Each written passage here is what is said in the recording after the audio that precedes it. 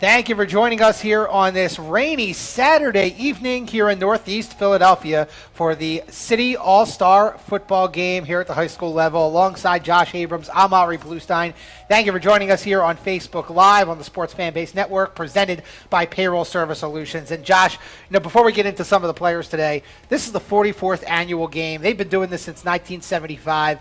It's just a tradition in high school football. How cool is this game and to keep going this long? Well, I think when you say tradition, that's really the word that comes to mind here because of how long this game has been going on.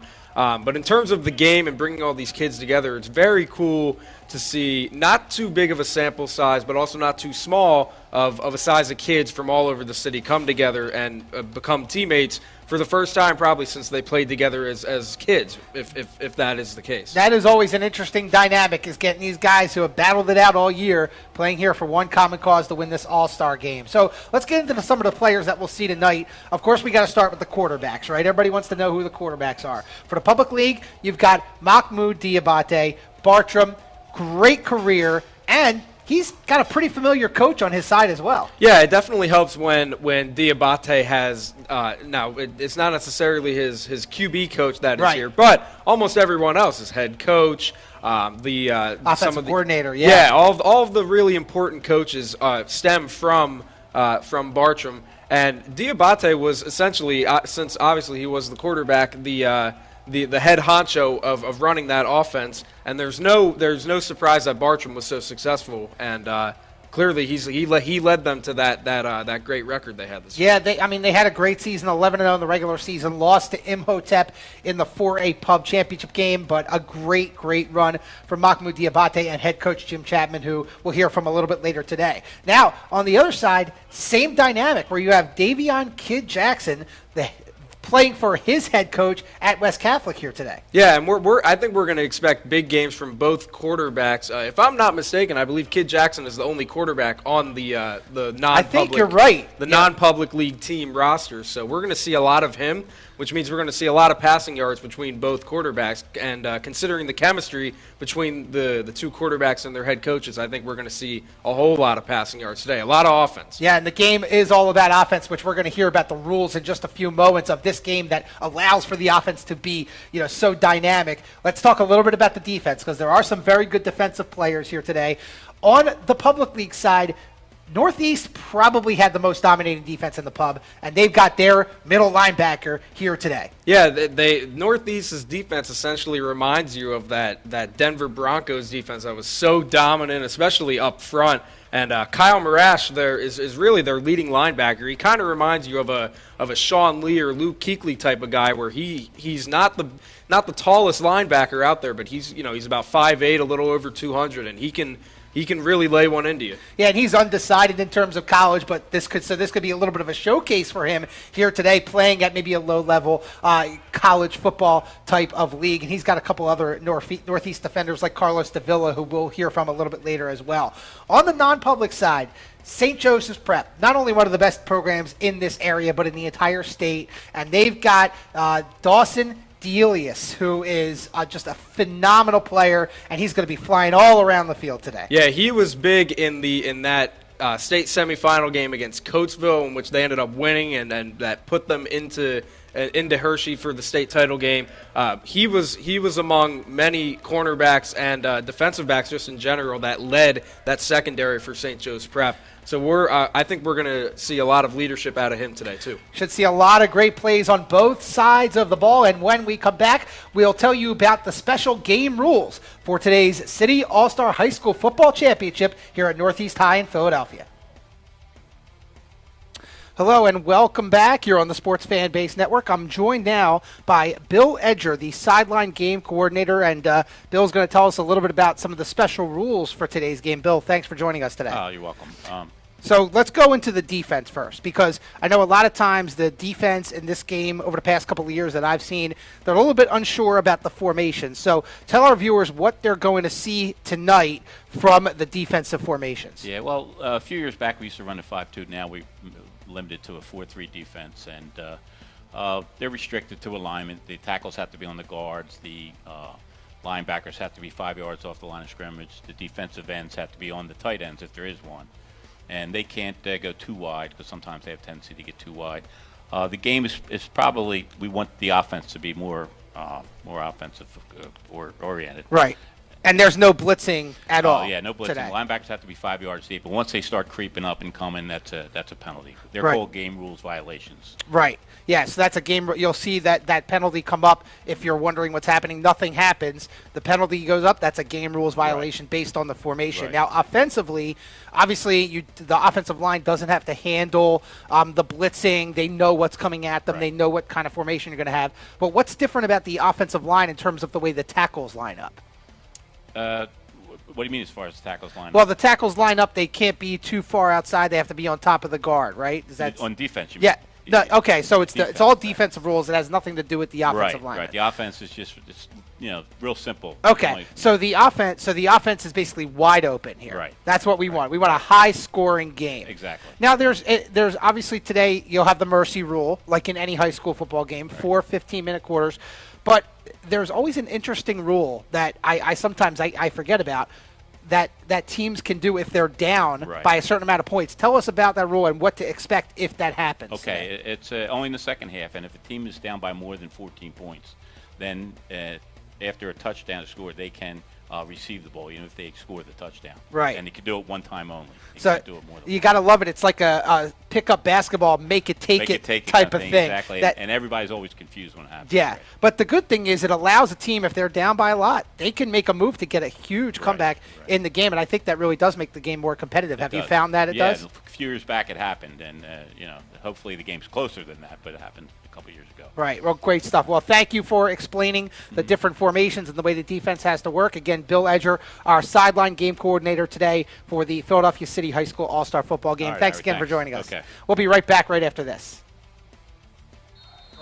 Thank you very much to Bill Edger for explaining the rules to us. And we're now back live with my partner, Josh Abrams. I'm Ari Bluestein, and we are underway here in the 2018 Philadelphia City High School All-Star Football game. The Public League receiving in the green jerseys.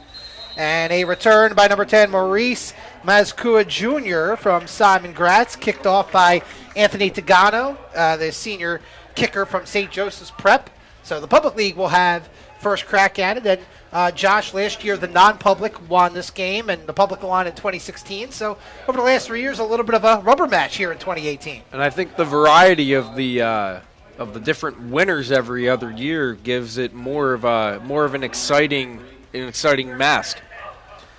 So the Public League, the quarterback, as we mentioned, is Mahmoud Diabate from John Bartram.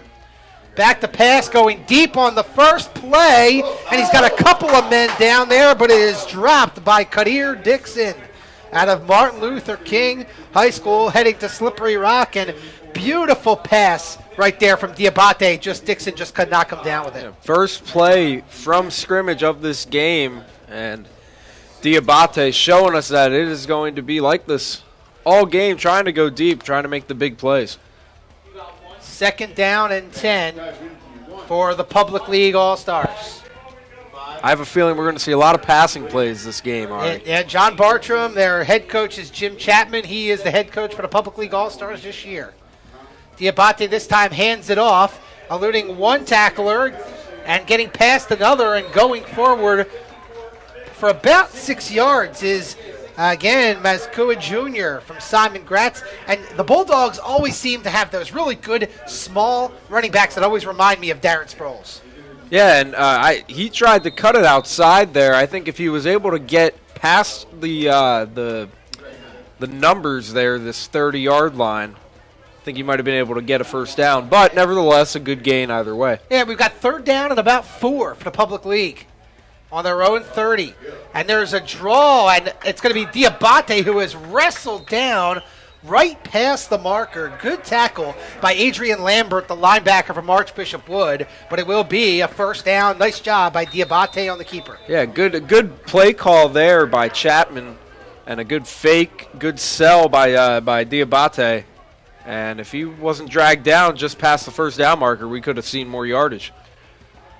Well, nonetheless, the Public League All-Stars keep the drive going. First down, about their own 35. Handoff again goes inside to Meskua, and it will be a gain of about 4.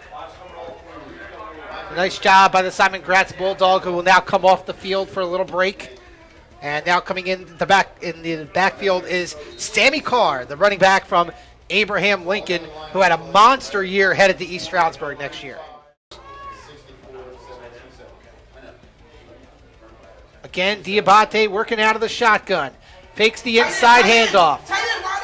He's escaping the pass rush, and he's going deep, and it's going to be incomplete. And it looked like, again, it was intended for Dayun. Or no, check that. That was actually Rich Brown, the wide receiver from Simon Gratz. But good job as Diabate was being chased by Presley out of West Catholic. Yeah, and Presley showing so far in this game that he's really going to make his presence felt. Not only is he reading plays well on the ground, but he is certainly has an edge for trying to get to the quarterback. We had a chance to talk to Calvin Presley before the game. We'll hear from him shortly, but he's really making his presence felt. Public League going for it here on 4th down and 5. And you kind of have to in this situation. And it will be a John Bartram timeout, or check that, Public League timeout taken by Jim Chapman, the head coach for John Bartram. And right now we'll take a quick hear from Calvin Presley, who has really made his presence felt here on this drive. I had a chance to talk to Calvin a little bit earlier today.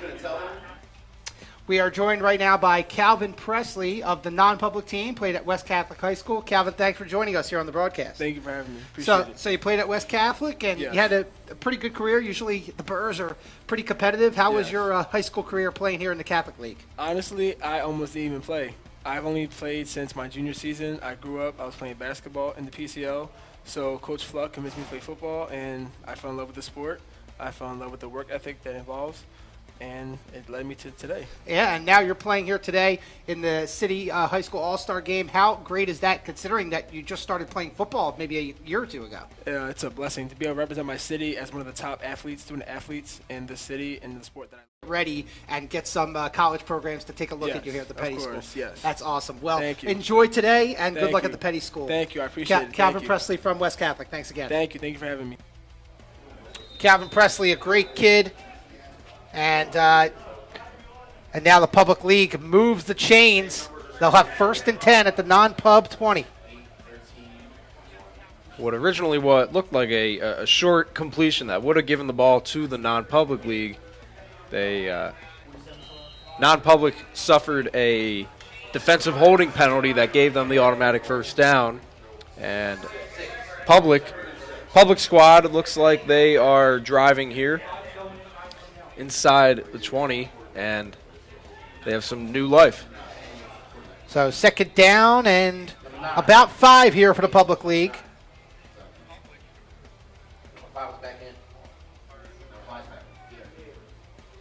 And again, Diabate working out of the pistol. And he escapes the rush. Good move, cutting it up, and he's in. Touchdown, Public League All-Stars on a scamper from 16 yards out by Mahmoud Diabate, but there is a flag on the play, and it will be a hold on the Public League, so this is going to come back. Man, Diabate looking like he is in mid-season form, escaping defender after defender. It's a shame that his O-line had to penalize him for that. Well, you saw the pocket collapsing, and Diabate did a great job to get through that, but while the pocket was collapsing, there was a little grabbing in there. And I think there was another flag that came in from the opposite side of the field. I'm not sure if we're going to have offsetting penalties here. Let's see. Hold. And then an illegal procedure on the non-public league. So it will be offsetting penalties. So we'll replay 2nd down and about 5.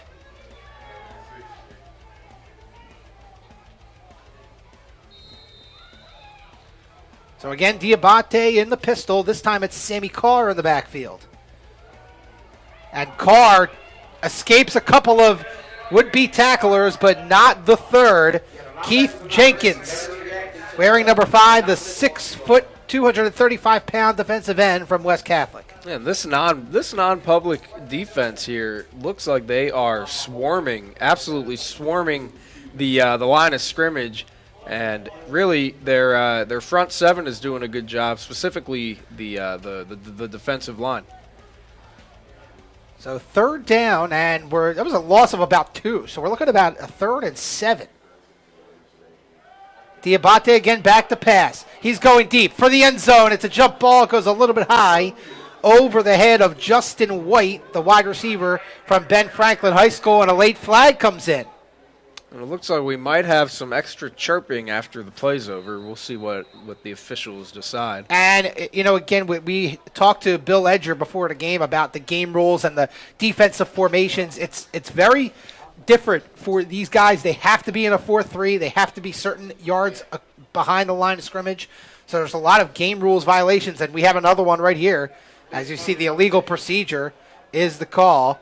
And, again, that's one of those game rules violations where the officials, there's a lot of people on the sideline looking at how far back the linebackers and the DBs are, and that's going to cause a problem for a lot of these defenses. Yeah, certainly it seems as if there are a lot more officials here for this game for that reason, for trying to make sure every formation and every setup is correct. So a 3rd and 2, the handoff goes to Carr, and he gets clotheslined. What a great play by number 53, Dwayne Hill, the D lineman from West Catholic. You're going to see a lot of variety, a lot of different schools being represented on both sides here. And you're definitely going to get different contributions from different players from different schools, and that's the beauty of this All-Star game. So we have a 4th down and about 2, and basically no gain on that play for Sammy Carr. Public League has had the ball for the entirety of this first quarter thus far, just moving it down the field, a couple of penalties, keeping the drive alive, but now we have a 4th and 2. Diabate keeps it, and the defensive line breaks through and suffocates Diabate. It will be a turnover on downs. There are no flags on the field. And just a collective effort from the non-public league team. They knew that Diabate was going to try and make a play there, and they guessed correct. Great job by the D-line. And another thing we talked about with Bill Edger was there's no blitzes. So sacking the quarterback like that is going to be very hard to do, and it's just a matter of that offensive line breakdown, and the defensive team just sniffed it out. Great job. And the first time that we're seeing the non-public offense on the field, led by Davion Kid Jackson, the quarterback from West Catholic, heading to Ferris State. Inside handoff, fumble, it goes on the carpet, and Kid Jackson is able to grab it after it got kicked out of basically the front line of the public league. So the non-public defense with a great stand, and then all of a sudden the offense almost gives it right back. Yeah, and we have seen rain in the forecast. It's been on and off since we got here, setting everything up, but perhaps some jitters early on. Well, I mean, they're cold just standing there. It's a little bit rainy. It's not the best temperature here in mid-May. And that was a loss of about 7. Got about 2nd and 17. Kid Jackson's back to pass, going deep, and it is going to be overthrown. He had a man open, and it was Damir Ruffin, the wide receiver from Archbishop Carroll. And Kid Jackson just a little bit too much arm. Just a step ahead of him, Ari, and you have to figure if he catches that ball that he's off. He looked like he was able to get about a step or two ahead of the cornerback. So now at this point, Brian Fluck and the offensive coordinator for the non-pub, Mike McKay, a father judge, just have to try and get the non-pub out of this hole. And they might be in a punting situation, which you don't see that too often in all-star games. Yeah, and you look at the roster here, the non-public team seems to be better suited for these kinds of situations, considering the fact that they do have a kicker and a punter on the roster. Public team does not. And before the play gets going, I believe it's going to be a false start on the non-pub. There was a lot of shifting, and it will be false start on the non-public league.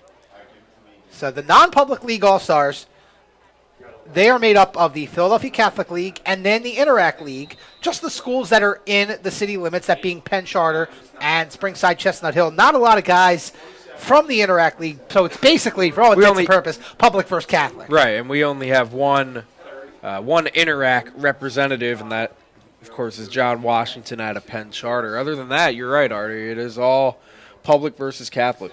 Third of the mile, inside handoff, the safe play, and nowhere to go for the running back for the non-pub. Both defenses here, they are swarming today. They are not letting anything up, and you have to figure in that kind of third and long situation deep in your own territory, you want to try to at least get out of your own red zone a little bit, but they haven't even been able to get out of their own 10. That was Chris Wells on the carry, running back out of Newman Goretti. So now we have a punt from the non-pub's own end zone. And this is Jack Barreras, punter out of Conwell Egan. Back to receive a couple of players for the Public League squad. Number 8, Justin White, and number 1, Ibrahim Dayoun. And we have another timeout here from the Public League. So we'll take a quick commercial break here on SFBN, presented by Payroll Service Solutions. We'll be back. Hi, I'm Tommy Green, former pitcher for the Philadelphia Phillies. When I was in high school, it was very important to me to show scouts what I could do. My friends at Payroll Service Solutions are huge supporters of high school sports and the Sports Fan Base Network. If you're a small to medium-sized business in need of a payroll company, contact Payroll Service Solutions. Not only will they take care of you, they will continue to support the community. For more information, contact Payroll Service Solutions at 215-624-0922 or 866-PAY-EASY. Bluestein, Michael & Company, certified public accountants, believe that your bottom line is as important to them as it is to you. Why? Because they care about the things that you care about. Whereas most accountants can take your numbers and put them on financial statements and tax returns, Bluestein and... Welcome back to Charles Martin Memorial Stadium. Alongside Josh Abrams, I'm Avery Bluestein, and we have a punt here from the non-public league, and it's Jack Barreras from Conwell Egan. It's a short punt, but gets a nice bounce.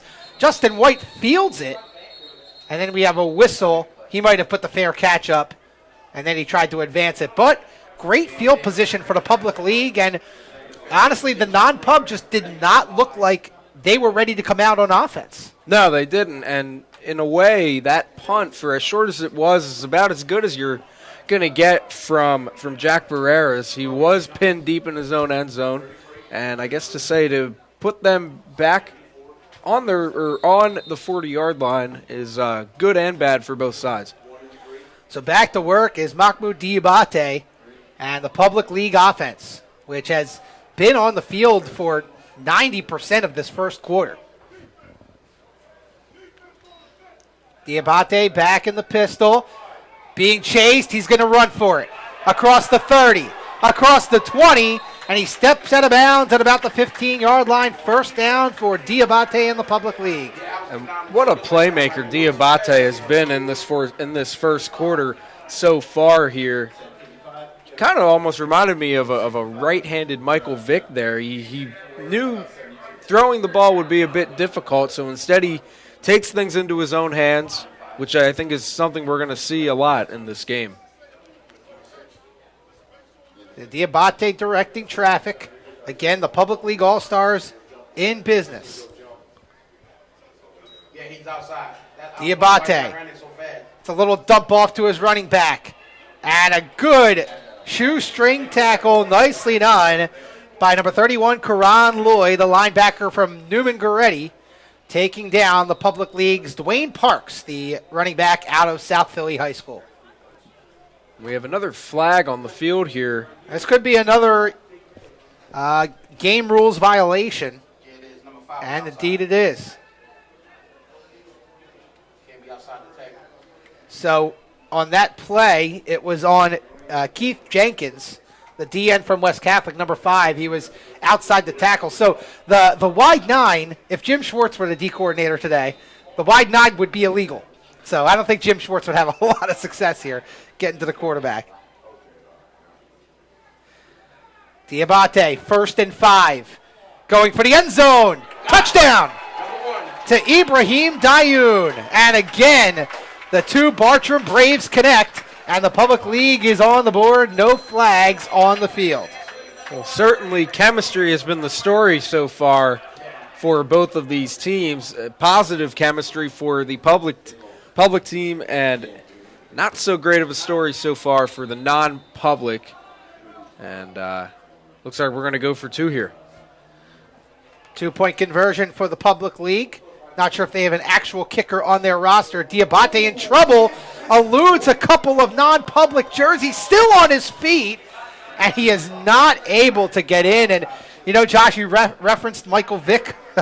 He looked a lot like number 7 on that play. Yeah, just wasn't able to get into the end zone there. I think once he started to decide that it was taken into his own hands, the non-public team picked up on it real fast. Well, the non-public team is struggling to get things going, but we had a chance to talk to head coach Brian Fluck a little bit earlier about what this game means and what his plan is for today.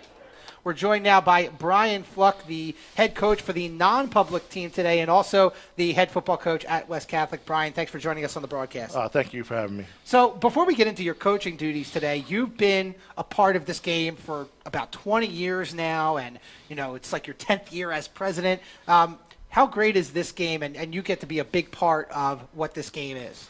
This is a special game to me. I played in the game, 88. I've coached in this game as assistant, as the head coach. I've been on the board. I've been president for the last 10 years. This game is a special game for the city of Philadelphia. You don't get a lot of these athletes.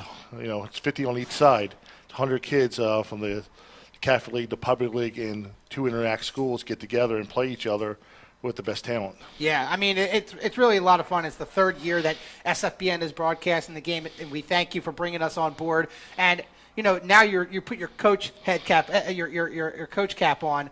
You take away the administrator. You want to win this game, right? Oh, absolutely. I think both coaches want to win this game. I mean, you're playing the game to win. It's kind of a bragging rights for each league type thing. So yeah, you have the city titles during the season, and you know whoever wins that, obviously you get some bragging rights there. It depends on the classification, but you know you get the bragging rights, and it's their last game. Some of these guys ended their season with a win. Some of them ended it with a loss, but they get a chance to end it with a win here today with guys that they've played against all year long. Yeah, absolutely. Actually, you know, some of these guys might not be playing football in college. I don't know every single one, but over the years I've had kids that never played football again. This is a special moment for them because it's the last high school game, but it also may be the last game they ever play. Yeah, that's an interesting point too, because you have some of these guys who we're going to talk to today, and we're going to see that they're going on to play D1, D2, college football, JUCO college football. But yeah, I guess it is a special experience for those guys who this could be their last game ever. You know, how do you approach that? You're playing guys that are going to play college. Obviously, they might be some of the better players, but you got to also work in some of the other guys. But I guess again, they're all all-stars, right? So yeah, they're all all-stars. So everyone's going to get an opportunity to play. You know, hopefully we'll rotate series, and then I always say the best players that are playing at that time are going to play the 4th quarter. You know, we're going for the win, but I want everyone to have a great experience. I want everybody to play. I think everyone is picked for a reason for this game, and they deserve to play. Sounds good, and we're looking forward to a great game. Brian Fluck, the head coach of the non-public team, also the head coach of West Catholic, and also Mr. Everything here in the City All-Star High School Football game. Thanks so much for joining us. Thank you very much. I appreciate it. Thanks. Well, thank you again to Brian Fluck, the head coach for the non-public, and they are just having trouble getting things going. First off, on the kickoff, we saw the kicker, Susung Wang from Central, come all the way down and make a big hit. So not great field position. And then Jamal Avery from Mastery North just blowing up the line of scrimmage. And now we've got a 2nd and 17. And Josh, non-public league, they just can't get anything going right now. Yeah, their offensive line just has not been able to contain Public League's D-line, as we get a nice little run here from number 22, and that is Ryan Jakeman from Father Judge. But other than that, I think that might have been the most amount of yards they've gotten on a play so far. Well, and it's coming back, Josh, because we had a penalty. We had a hold, and it was pretty visible. Got right past the run. We had a hold on the non-public, although I'm seeing the officials point towards the defense. Let's see what they call here. Now, it could be an offset where we have a hold and then a game rules violation. It is a hold on the non-public team. And then a game rules violation on the defensive team. So offsetting penalties. And again, we're going to see that a lot. These defenses have the tough task of playing the 4-3-D all the time. No blitzing. No lining up outside the tackles. Linebackers have to be 5 yards back. DBs have to be 8 yards back. They have to play man-to-man. No cover 2, no zone coverage. That's a big adjustment. Yeah, a lot of adjustments that they're really not used to utilizing or seeing, rather, in a game. These offsetting penalties will happen a lot, but the holding penalties, the penalties that are natural to the game of football are happening to the non-public team. This is Kid Jackson. He's going to take it himself. Flag back at the line of scrimmage. A nice run by Kid Jackson. It was met by plenty of green jerseys, including 2 Northeast Vikings, Carlos Davila and Kyle Morash, and Susung Wang from Central was back there as well. But we could have a hold again on the non-pub. And again, these holding penalties are the penalties that you really can control. It's something that you're taught not to do.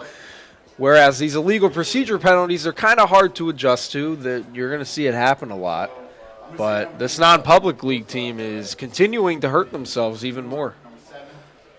So we're going to move it back about 10 yards here. And the non-pub team has found themselves in these deep situations. It's going to be second down, and it looks like it's going to be from about the 12 or 13-yard line. They've got to get all the way up to their own 38. So that's, what, a 26 second and 26? My goodness.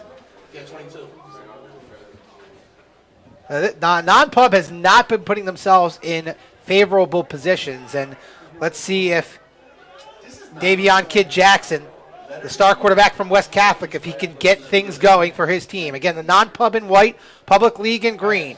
It's a little screen out to the near side, and it is incomplete over the head of Wilbert Mulba. And these are West Catholic teammates because Mulba is a West Catholic Burr, but they are not able to get on the same page. And we might have another penalty. And indeed we do. Far side, could be another game rules violation, and indeed it is on the public league team. So we saw the non-pub have their fair share, and now the public league also with their share as well. It's going to be interesting to see how long it takes for both of these teams to adjust, if they do at all, to these new rules. This is my third year broadcasting this game, and if history tells you anything, they will not adjust. It is, I mean, you're basically changing the way you play defense, but it's all about helping the offenses and also preventing injury. Yeah, you know, I think that's really the two big keys here today. You want to get the offense going, have the scoring, have some fun, and also don't want anybody to get hurt. So second and about 21 for the non-pub. Kid Jackson's in trouble. Flees the pocket. Coming here to the near side, being chased, and he gains a few yards going up here on the near side before going out of bounds. At about the 22, no flags on the field, so that will set up third and looks like about 13 or 14 yards. Which in this case, Ari, is what I would consider third and manageable for the non-pub so far. In any other circumstance, this would be considered third and long. But let's see if non-pub can make it interesting, and wonder if they're going to go for the try and get this first down here and go for the long ball, or they could try and chip away 7-8 yards and make it interesting. The clock is stopped at 1:07. Big third down play for the non-pub. Trying to keep this drive alive. 4 receivers, 2 split out to each side, single back. Kid Jackson goes back. He's going to go deep. He's got a man, and it is incomplete. Intended for Ryan Laughlin, the receiver from Archbishop Wood. Broken up by Amir Gillis, the star defensive back for Simon Gratz. And Amir Gillis, I believe, headed to Temple University, and he is a heck of a player. And again, the public league D stands up strong. A great route run by Ryan Lowland, but just was not able to get his hands on it because Gillis was able to get his hands on it first. So again, second punt here for the non-public team. Jack Barreras has been busy. probably not what head coach Brian Fluck had in mind here for a start for the non-public All-Stars. And now Barreras with trouble. He's going to try and throw it, and it is incomplete. That was disastrous for the non-pub. Yeah, it all started with the low snap, and then the line was able to get through that offensive line and put pressure on Barreras and try and turn him into a Pat O'Donnell type of deal. Well, I'm not keeping the exact stats, but I can probably tell you we have negative yardage for the non-public team. And hopefully they can turn things around, and they just have to get some good field position, but the special teams did not help them as well.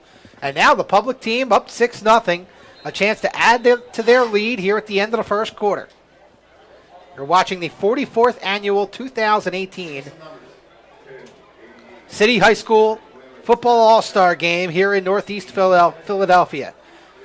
New quarterback for the public league team. And it is complete. And a good look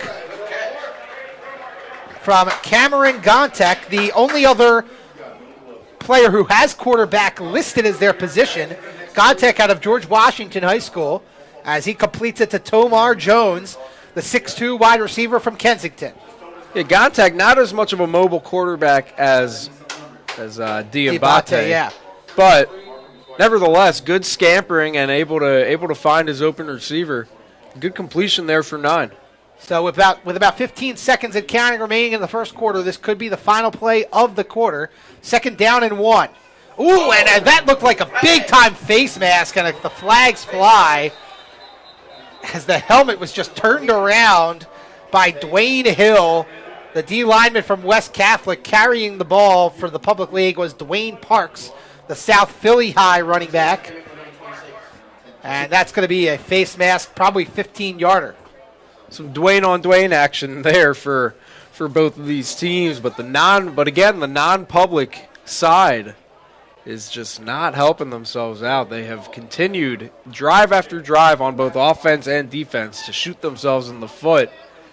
And with that big of a penalty, puts the public team within their own 10-yard line and are rolling into the second quarter with good field position. Yeah, they start the clock. Time expires, so we'll reverse fields, but the public league team in business yet again. 1st and goal when we return here in the 2018 Philadelphia City High School All-Star Football Game here on the Sports Fan Base Network, presented by SFBN. Bluestein, Michael and Company, certified public accountants, believe that your bottom line is as important to them as it is to you. Why? Because they care about the things that you care about. Whereas most accountants can take your numbers and put them on financial statements and tax returns, Bluestein and Michael work with you through the year to help you solve problems by providing sound professional advice. They enable you to make key business decisions, and they are with you throughout the entire year, not just tax time.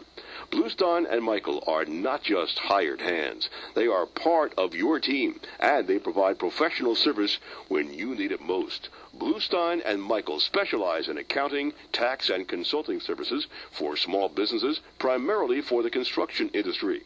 If you're looking for yes men, hire someone else. But if you want sound advice from service-oriented CPAs, then you'll want to call Bluestein and Michael at 215-635.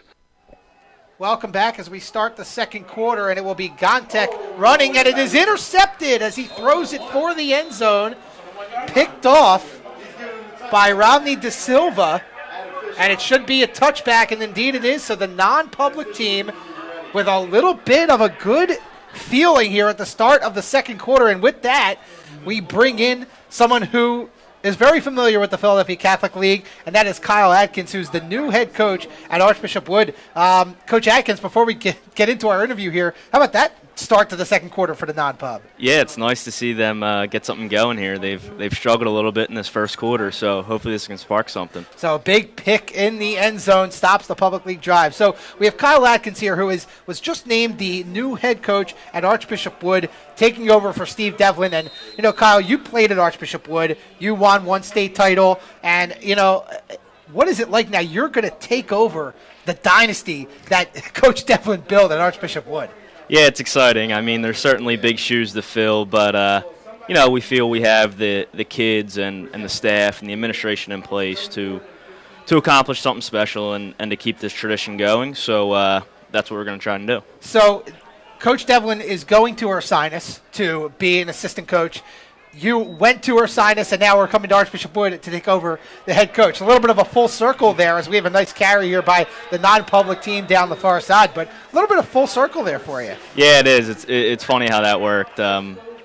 He's going to do a great job there, and they've had some success the past few years, and hopefully he can carry that forward. I'm confident he will be a great asset to their science program. And, I think you'll be a pretty good asset as well. I mean, you just graduated from Archbishop Wood only 6 years ago. And, Joe Setti there and the administration feel confident that you can handle this football program. How are you feeling? Are you ready to take on this challenge? I think so. And something that is very important is I was able to keep the entire coaching staff in place. So Coach Devlin leaves, but, all the position coaches are back. So I think that creates a level of continuity with the kids and with the program that should put us in a position to succeed going forward. Great run, by the way, right there by Archbishop Ryan's James Jefferson. Great job, Jason Jefferson, excuse me. And now the non-pub is in business. And we're here in booth here right now with Kyle Atkins, the new head coach for Archbishop Wood. You were able to bring back your coaching staff, and you have a lot of key players back, too. Who are you really looking to contribute from next year as you try and repeat again as state champions? Yeah, we return a very large class of seniors, and, some of them haven't played a ton of snaps, but a couple of the guys that are coming back, of course, our quarterback, Jack Collier, right, who's committed to Duke to play baseball, and our offensive tackle, Connor Bishop, who's committed to Army just recently. And, there's a boatload of seniors. It's one of our largest senior classes, so, we have some leadership that we'll certainly rely on. Yeah, that's got to be good for you coming in as a rookie head coach. You've got the seniors who know the system. You know the system. You were an assistant coach there over the last couple of years, right? So that's got to be a good feeling for you knowing that you have such great leadership already in place. Yeah, it's very important. And like I said, keeping the coaching staff together just adds to that. Well, Kyle Atkins joining us here in the booth as your squad, the non-pub, getting things going here. A little bit of a run there up the middle by Chris Wells. And, Kyle, I want to thank you for giving us a few minutes of your time, joining us here in the booth. I'll let you go and enjoy the game and cheer on some of your Archbishop Wood Vikings. Kyle Atkins, thanks. Thanks for having me. So Kyle Atkins, the new head coach for Archbishop Wood.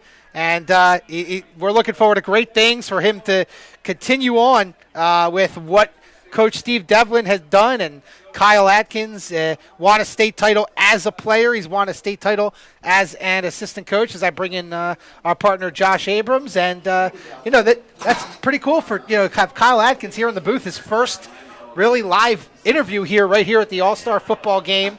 I think Archbishop Wood's going to be able to keep things going. Yeah, it certainly helps that he played for the program and won with the program. It's very hard to find an Archbishop Wood football player out there who didn't win a state title. Yes, at least in the last decade or so. Right.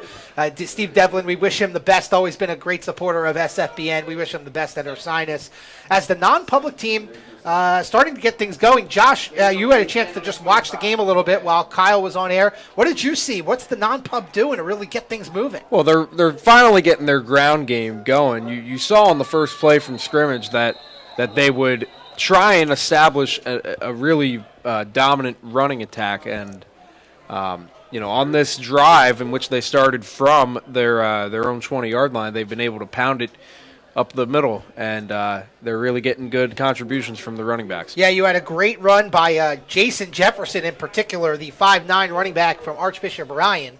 And, it's definitely good to see the non-pub get things going. And I think that's the right thing to do. They haven't been able to get the air game going. So get the ground game going, establish the run, especially now that the rain is starting to come down here at Northeast High School. It's going to be harder for the quarterbacks to throw that football.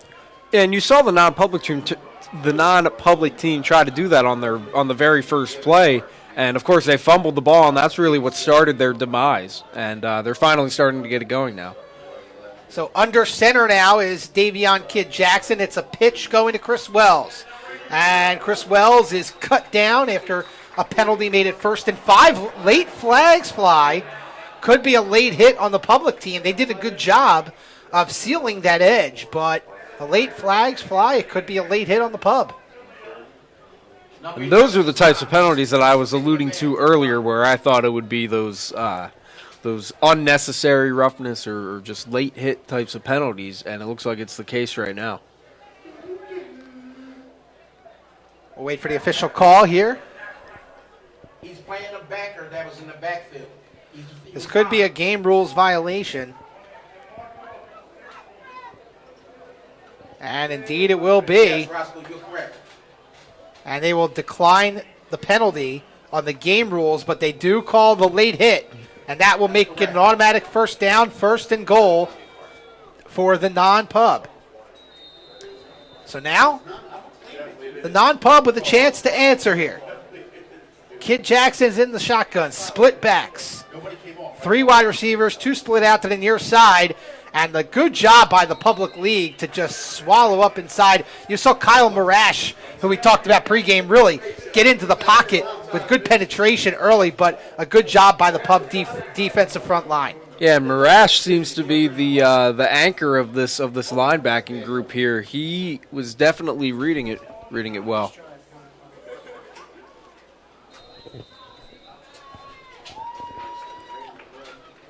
It's the first time all game that the non-public team has been in their own red zone, and ironically enough, most of the scoring opportunities so far in this game have come on the scoreboard side of the field. Just about midway through the second quarter. Non-pub trying to get on the board. 2nd and goal from just inside the public league 10-yard line. Single back. It's Jason Jefferson back there. Man in motion. The handoff goes to the man in motion. That's James Cherry to the outside. Cuts it inside, and he is wrapped up just shy of the goal line at about the 2-yard line. Great job in there. It looked like that was Carlos Davila of the public league in there making the initial tackle. But I also saw Ashton Edward, the Ben Franklin linebacker, as well. A good run by Cherry there. I think that was a good play call to try and reverse the field a little bit and get it on the right side if you're looking at it from the team's perspective. They're finally within the 5-yard line here. 3rd and goal from short.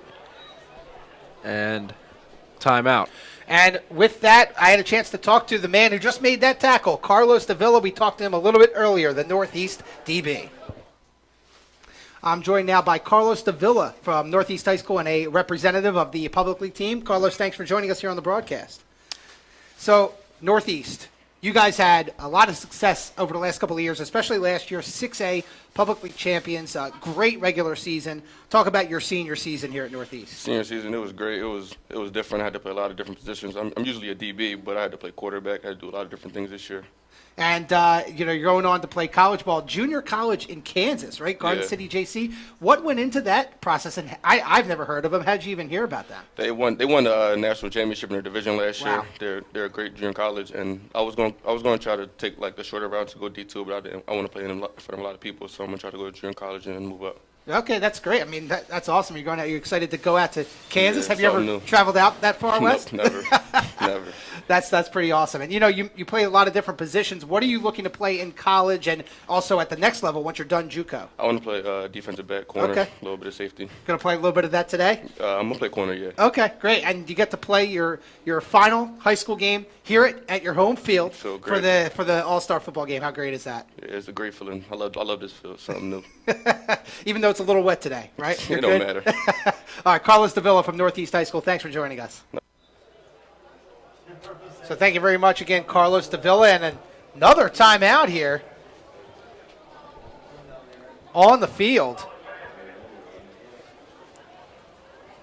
And it was taken, I believe, by the public league. And I believe, is that their last time out of the half? It could be. And while we're having a timeout, we're going to hear from Calvin Presley from West Catholic. He's playing over on the non-pub side. We are joined right now by Calvin Presley of the non-public team, played at West Catholic High School. Calvin, thanks for joining us here on the broadcast. Thank you for having me. Appreciate it. So you played at West Catholic, and Yes. you had a pretty good career. Usually the Burrs are pretty competitive. How was Yes. your high school career playing here in the Catholic League? Honestly, I almost didn't even play. I've only played since my junior season. I grew up, I was playing basketball in the PCL. So Coach Fluck convinced me to play football, and I fell in love with the sport. I fell in love with the work ethic that involves, and it led me to today. Yeah, and now you're playing here today in the City High School All-Star Game. How great is that, considering that you just started playing football maybe a year or two ago? It's a blessing to be able to represent my city as one of the top athletes, student athletes in the city and the sport that I love. It's amazing. In front of my family and friends, it's awesome. And now you were a senior, graduated. What is your plan now going forward? Next year, I'm doing a postgrad year at the Petty School. So where I could have went to JUCO, but I didn't want to waste that eligibility year.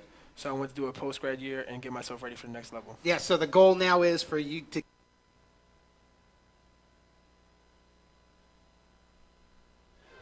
And as we return here, and I want to thank Calvin Presley for giving us some time before the game, his squad, the non-pub, on the board with a 2-yard run. I believe that was from Jason Jefferson, the Archbishop Ryan running back, and now on for the extra point is Anthony Tagano, the kicker from St. Joseph's Prep, committed to Rowan. And a chance to give the non-pub the lead. And just a drive that's been defined by the running game as Tagano's kick is good. Non-pub establishing the ground game and was able to sneak through that tenacious defense from the pub. Well, the non-pub with a nice strong drive to take the lead. We're going to step away real quick. We're coming to you live from Northeast High School for the 2018 Philadelphia City All-Star High School football game here on SFBN, presented by Payroll Service Solutions. Hi, I'm Marty Bystrom, former pitcher for the Philadelphia Phillies. In my experience in Major League Baseball, I know how important it is for high school athletes to gain exposure. My friends at Payroll Service Solutions are huge supporters of high school sports and the Sports Fan Base Network. If you are a small to medium-sized business in need of a payroll company, contact Payroll Service Solutions. Not only will they take care of you, they will continue to support the community. For more information, contact Payroll Service Solutions at 215-624-0922 or 866-PAY-EASY. Back live at a rainy Northeast High School here in Philadelphia alongside Josh Abrams. I'm Ari Bluestein. Thank you for joining us here for the 44th annual Philadelphia City All-Star High School football game. Non-pub has just retaken the lead, and a short kick from Tagano fielded at the 20, and a lot of shimmying and shaking, but nowhere to go for Amir Gillis. And the public league team will start at their own 23. And, you know, Josh, this is going to be key for the pub now. They've dominated this game. But with one good drive, the non-pub has taken the lead, and we'll see how the public league team responds. Yeah, and really in a game like this, you try not to worry about the little things too much. But the pub team not having a kicker or a punter on their squad really is really going to be might be a big difference in the game going down the road here. As you see, non-pub is up 7-6 because they were able to just simply kick the extra point. The pub doesn't have that advantage right now. And I hate to focus on such a little aspect of the game, but it does make a difference down the line. So now, moving the ball and still under center is Cameron Gontek, essentially the backup quarterback today. And the handoff goes inside to Miskua. And we might have a late flag coming in here, and indeed we do. I think there was some unnecessary roughness after the play. And I'm not sure which team it was on yet. But getting a little chippy here midway through the second quarter. You don't mind the chippiness like that, but you also hope that it doesn't escalate either.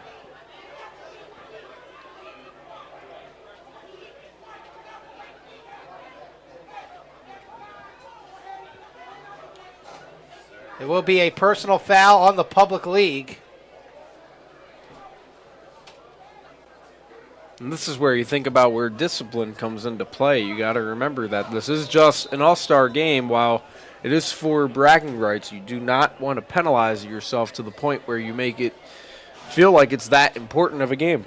So George Washington quarterback Cameron Gontek again back in the shotgun. Handoff goes inside, gaining a few yards again is Miskua. And that front line for the non-pub doing a good job of shaking off the offensive line. And it'll be 3rd and long. Make it about 3rd and 15. The Public League team has to get to their own 33 for a first down.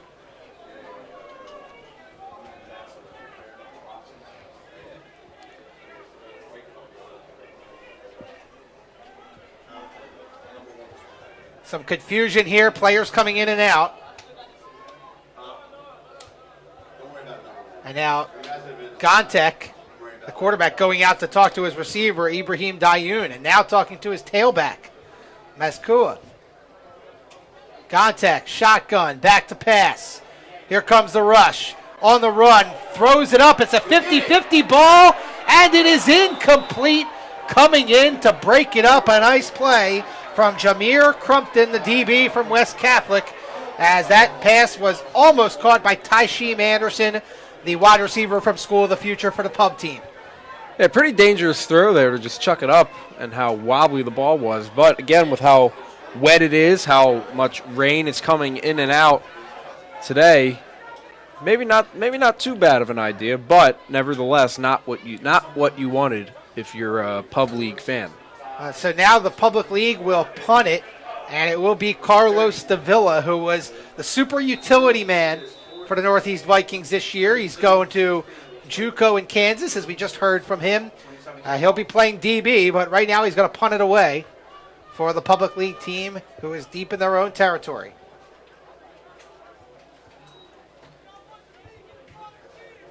And it goes off the side of his foot. Not a bad punt. Takes a somewhat favorable Pub bounce.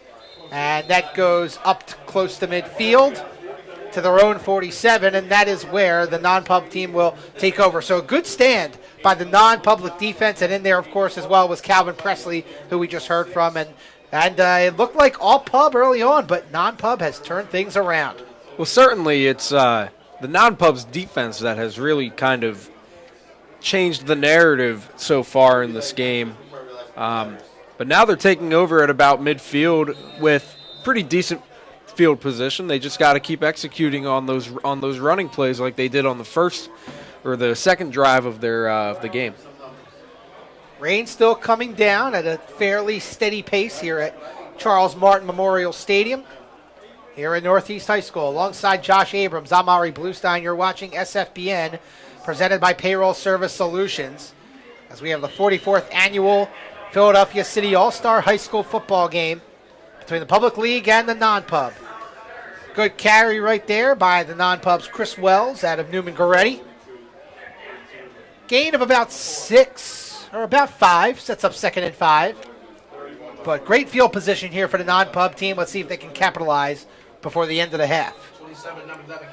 And if you're the non-Pub team, you'll take those little 4 to 5 yard gains on each play, just as long as you get those positive yardage. And it seems like the positive yardage is coming for the non-Pub on the running plays, and I think they might want to stick to that throughout the rest of the game. Oh, now they're in the pistol again. Split backs, flags fly. 28 is too far off the receiver. And it's going to be a game rules violation against, actually it's going to be a false start against the non-public team on offense. So push them back 5 yards. It'll be 2nd and 10.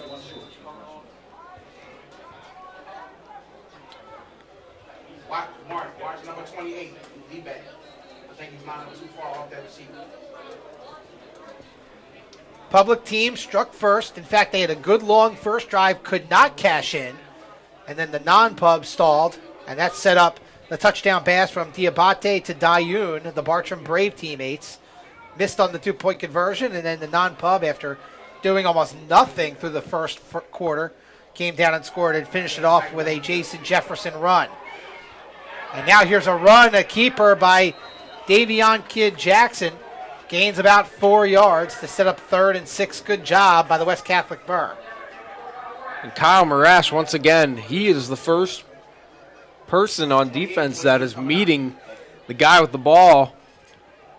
And Marash is certainly still showing off his leadership skills for the pub team. Not much he can really do there. Well, Kyle Marash, we talked about him before the game. That Northeast High defense just was so huge during the season. One of the best defenses in the city. Y'all even got 10 guys. Y'all even got 10. And he's doing a great job, as is his fellow Northeast Viking, Carlos Davila. Shotgun. Kid Jackson. He's throwing it up deep down the seam, and it overthrows everybody. In fact, the closest one to it was Carlos Davila, the defensive back for the Public League team, intended for Ryan Jakeman, the Father Judge wide receiver. And that will set up 4th and about 6. And the non-pub, does not do much with them taking over about 5 yards back from where they originally started. And they do send out the punter, Jack Barreras. And now we have a whistle. And it'll be a timeout by the Public League team.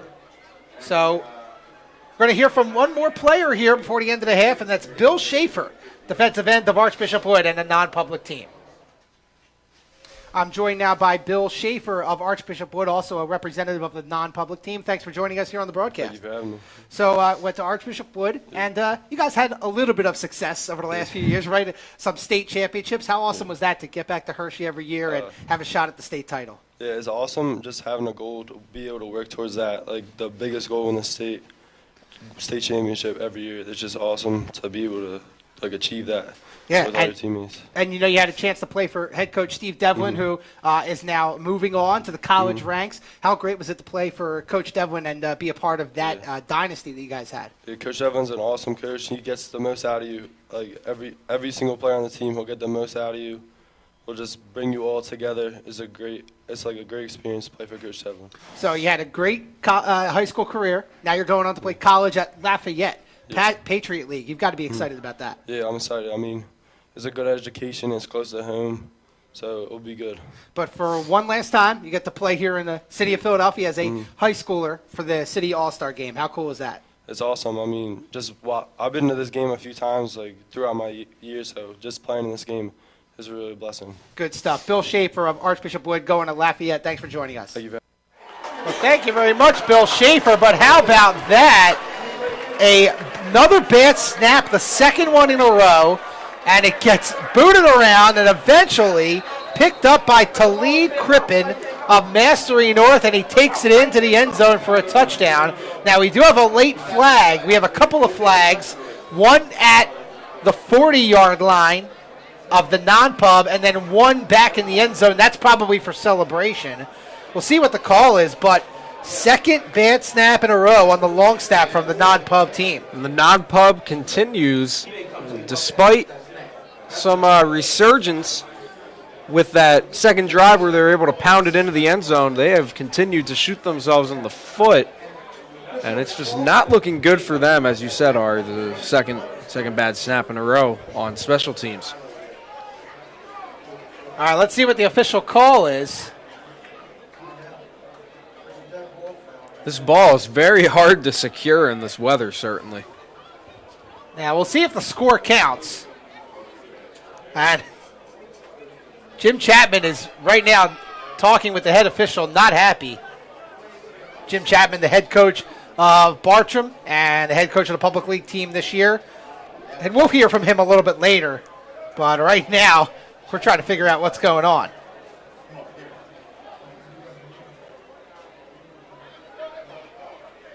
All right, here's the call.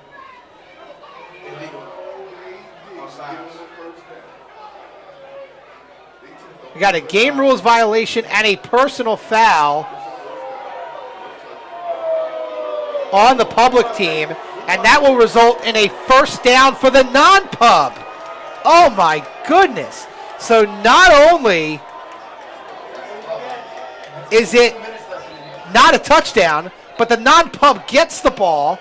They go up 15 yards because of a personal foul, and now they have their offense in business. What a turn of events. Yeah, really, certainly a change in heart here for both of these teams. Just when you think just when you think the public team is taking momentum, they would have taken a prospective 12-7 lead with about 2.5 minutes here. Instead, the non-pub takes over and gets another opportunity to make up for that dismal mistake on special teams and add to their 1-point lead here. I think we're still trying to get a full explanation as to what happened. Now, here's the personal foul occurred, I believe, after the play. Now, the game rules violation would have occurred somewhere near the line of scrimmage. So I think that's right now what they're discussing, and you can see that is Frank Roscoe Natale, one of our game officials here. He's the head coach at South Philly High. He's right now discussing it with his fellow officials. You can see he's got the walkie-talkie, and right now with the head referee, trying to figure out exactly what the decision is going to be. And again, you're watching the 44th annual Philadelphia City High School All-Star Football Game. And if you think this game doesn't mean anything, it's just an All-Star game, that you are not watching the right game, because these players are playing their heart out. The coaches are coaching their heart out. And you can see just by this one huge call, just the public league bench was just livid. And as were the many, probably hundreds upon hundreds of fans here that I see on the public league side, they certainly were not happy with that. And I'm sure they're being even more tested, their patience right now, trying to figure out what's going on here. So you see Roscoe Natale there, and then trying to get a full explanation. You see some of the fans out there over on the non-public side here at Charles Martin Memorial Stadium. Couple umbrellas. All right, so now the officials are going across to the non-public bench, and Brian Fluck, who we heard from a little bit earlier on the broadcast. And you see down there also our rules man, our sideline coordinator, Bill Edger, who we talked to earlier. Trying to figure out what is going on.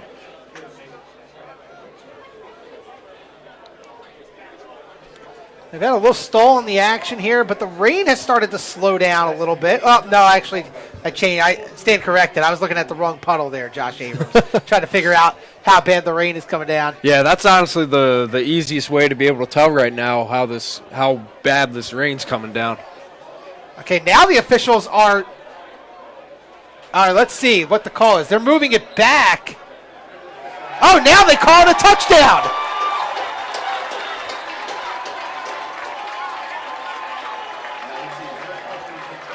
Wow. Okay, so here's my interpretation of what happened here. They called it a touchdown, scrapped the game rules violation. It is a personal foul on the public team after the touchdown, and that penalty will be assessed on the kickoff. So we're going to call it a touchdown. It is going to be a fumble recovery credited to Talid Crippen.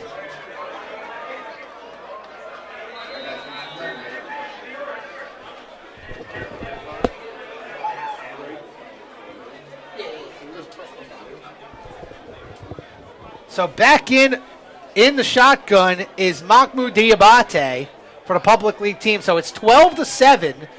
Low snap, and Diabate is swallowed up.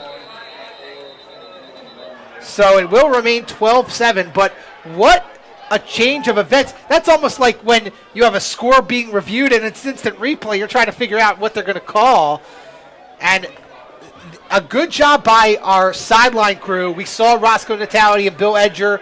They were talking. They got it right. They talked about it. They got it right because that's a huge swing if it goes the other way. Yeah, absolutely. And that's honestly what it felt like, Ari, when you said the whole instant replay, review, all that fun stuff. Except the only thing is we don't have a monitor to actually replay it. So the officials are really have to go from the top of their memory and really what they saw initially. So now the Public League will kick off, and the 15 yards are assessed on this kickoff. So Central's Susung Wang will kick it off from their own 25. The Public League retakes the lead here with 2.5 remaining here in the first half. Stick with us here at halftime. Coming up, we have a great interview with the vice president of the All-Star Game, Doug McCauley, former president, and he is just super passionate about this game. You'll get to hear from him. That'll be coming up at halftime here on the Sports Fan Base Network, presented by Payroll Service Solutions. So Wang with the kickoff. It is a short, high kick. And it is caught by James Cherry. And he spins, but Kyle Marash says no. Big play by the Northeast middle linebacker, but still, the non-pub with pretty good field position as a result of that penalty after the touchdown. Yeah, Marash doing it on both facets of the defensive side of the football, both on defense and special teams. Yeah, we talked about him before the game. I mean, the 4 guys we highlighted, 3 of them have really made their presence felt. We have not seen a ton from Dawson Diolius, but we know how great of a player he is. But Davion Kid Jackson, obviously Mahmoud Diabate, and Kyle Marash all have done a great job. And speaking of which, Kid Jackson going back to work here for a little mini 2-minute drill for the non-pub team to see if they can go back in front. And it's a screen to the running back. It's Wells. Nice little move, and he gets tripped up at around midfield on the far side. Good play on the shoestring tackle right there. It looked like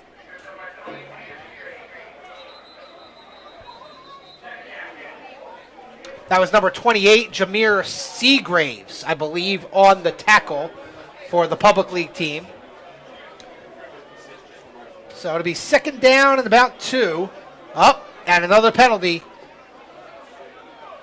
And that is a game rules violation on the Public team. And that's going to push them up 5 yards, and it'll be an automatic first down for the non-Public All-Stars. Geez, Ari, we should have taken bets before the game on which team would have more game rules penalties. Well, we could have done an over-under on the game rules violations. Hey, it's not easy. It's not easy playing defense in this game. Kid Jackson's going deep. He's got a man. It's caught. Touchdown. Non-Public All-Stars, and they retake the lead. Damir Ruffin, the wide receiver from Archbishop Carroll. And finally, Ruffin gets paid off for beating the defensive back. And he gets paid off with not the best throw out there, but nevertheless, it got to him. He holds on while falling to the ground. What a catch by Ruffin. It's about a 50-yard pass, and it is Tagano in for the point after. And you're right, we saw Damir Ruffin get past the D a couple of times, and that time he did just that. And we actually had a chance to talk to Damir Ruffin a little bit earlier today, and there he is right there. Great job by him. And here's Damir Ruffin earlier before the game. Joining me now is Damir Ruffin out of Archbishop Carroll and a representative of the non-public team. Damir, thanks for joining us here. Yeah, no problem. So, played at Archbishop Carroll a couple of years, and your head coach, Dan Connor, a former NFL player, a local guy, played in the NFL. Yep. How great was that to play for a guy with that type of experience? It gave the team motivation. It gave me motivation. A guy coming from the NFL, coaching us, he gave us like a path to follow. Yeah, and led you here to the City All-Star Yep. football game here at Northeast, your final game as a high schooler. Yep. Are you looking forward to playing today?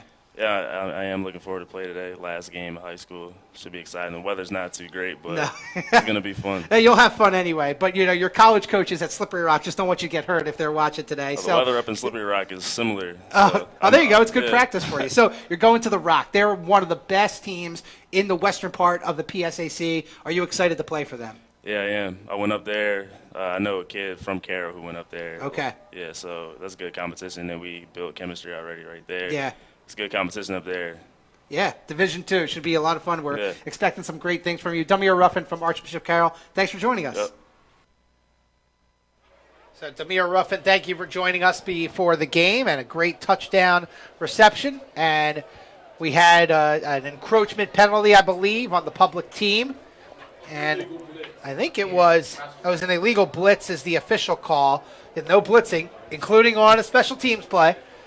That was Amir Gillis who was trying to get the extra edge there to try and block the Tagano point after. So we'll move it up a yard and have one more shot at this for the non-pub, who has retaken the lead 13-12. And, Josh, even with all the penalties and the game rules violations, this has still been a lot of fun. This has been a really fun game so far. Yeah, certainly. And it hasn't been as high scoring, I think, as a lot of people were anticipating. But that's the beauty of having a whole other half of football to play. And even now, a minute 39 left in this first half here. It's really going to give both teams an opportunity to try and find their niche on offense. Well, the non-pub gets the point after on the Tagano kick. They lead 14-12. And again, alongside Josh Abrams, I'm Ari Bluestein. Thank you for joining us here on this rainy Saturday evening here in Northeast Philadelphia for the 44th annual City All-Star High School football game here in Philadelphia. A thank you to Brian Fluck and Doug McCauley, the president and vice president, respectively, of this All-Star game for having us for the third year in a row. And I'm sure a lot of you at home are enjoying this broadcast here on Facebook Live, staying out of the rain. But even with the weather, we had a pretty good turnout here today, Josh Abrams. Yeah, definitely a lot of loyal fans on both sides. The public league taking up the home side, so there are quite a bit more public team fans here. But nevertheless, great turnout, as you said, for both sides, considering how crappy the weather is right now. Yeah, and you saw the non-public league stands a moment ago. They still have a decent amount of people over on that side, and that kick goes over the head of the returnees, Mazkua and Anderson. So it is a touchback for the public league team, and going back to work, it looks like will be Diabate, who started this game at quarterback, but he was relieved for a little bit by Cameron Gontek of George Washington. But now the Bartram Brave, Mahmoud Diabate, back to work, and still time on the clock, but no timeouts remaining for either team. And this is going to be a drive where you're going to see the public team try and get out of bounds on each play, try and maybe run some slant routes to the side. But we'll see what happens. Diabate back out of the shotgun. Throws on the run. Incomplete. I believe I saw a flag fly on that far side. The clock is stopped at 1:32. No flag. It will be second down. Incomplete pass. I thought I saw a flag fly there, but yeah, I don't blame you with the way the game's going. Yes, exactly. So second down and 10 at their own 20 for the Public League All-Stars. 4 wide receivers, 2 split out to each side, single back, Diabate in the shotgun. Eludes the rush again. Throwing it on the run, and he throws it out of bounds yet again.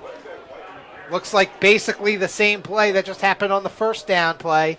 So that'll make it third down and 10. So great D by the non-pub. And you can see the front four is really getting penetration. The Public League offensive line has to do a better job of protecting Diabate. And that's really the reason why Diabate has had to scramble out and really take a risk there with getting tackled or stepping out of bounds before throwing. It's just those little types of mental mistakes that can happen as a result of something as simple as being able to block 4 guys coming at you.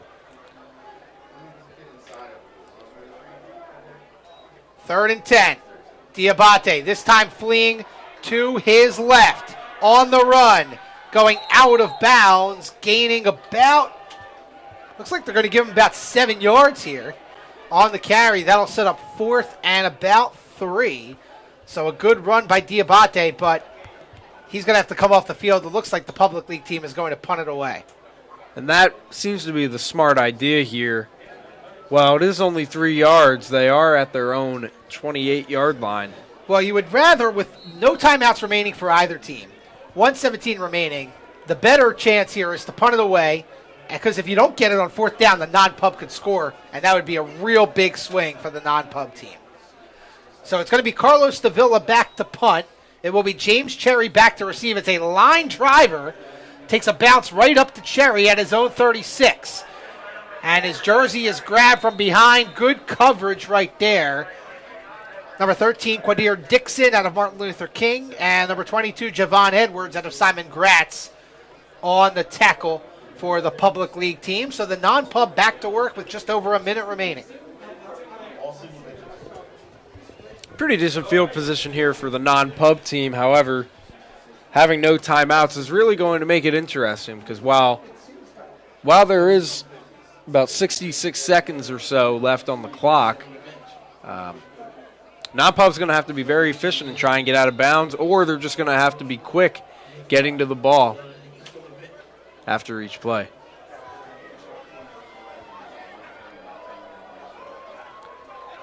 Davion Kidd Jackson, the West Catholic quarterback, out of the shotgun for the non-pub.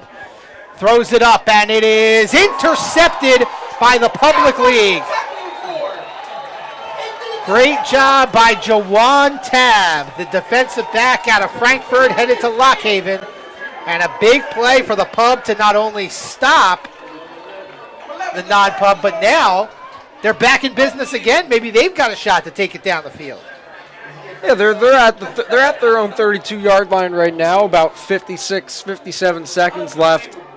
And really, with that much time on the clock, you can efficiently get down the field and try and use up all the clock, if anything. Just you just got to be aware. You just got to be aware of the clock. That's really the big issue here for both sides, really, considering that that interception just happened. So now Diabate back under center. Now they basically went 3 and out on the last drive with 2 incompletions. And we'll see if the pub can move the ball. Eludes the rush. He's being chased and he's sacked, fumbled. Ball is loose. Who has it? And it is the non-pub getting it back and essentially advancing about 25 yards up the field to the Public League 25. Recovered by Calvin Presley, who we talked to. A little extracurricular activity as a flag flies. But initially making the hit was another guy we talked to, Bill Schaefer out of Archbishop Wood, who's headed to Lafayette next year. Big time play. Diabate just held on to it for too long. Yeah, that's about the first big play we've seen from Bill Schaefer. Great to see him get on the board there with the sack and strip sack for that matter. But once again, as I alluded to earlier, you don't want to let this chippiness or the heat of the moment get to you, because not only did they turn the ball over and give non-pub the ball deep in their own territory, but that penalty, the chirping at the end of that play there certainly does not help them either. And it's all but going to hurt the non-pub team here, as they're going to take over in the pub's red zone. And that unsportsmanlike penalty was on the Public League, and that's going to get them even closer to a score here at the end of the second quarter.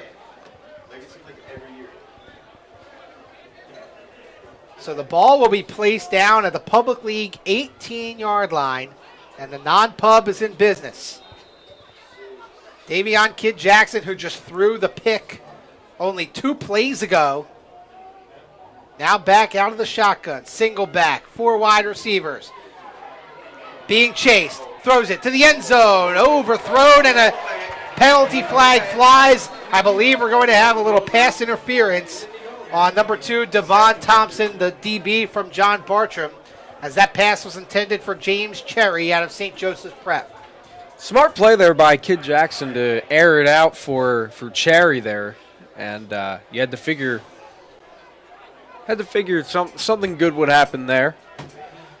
And it is a pass interference, and I believe because it occurred in the end zone, they might put it at the 1, although high school rules is a little different than college and NFL. Let's see where they place the ball.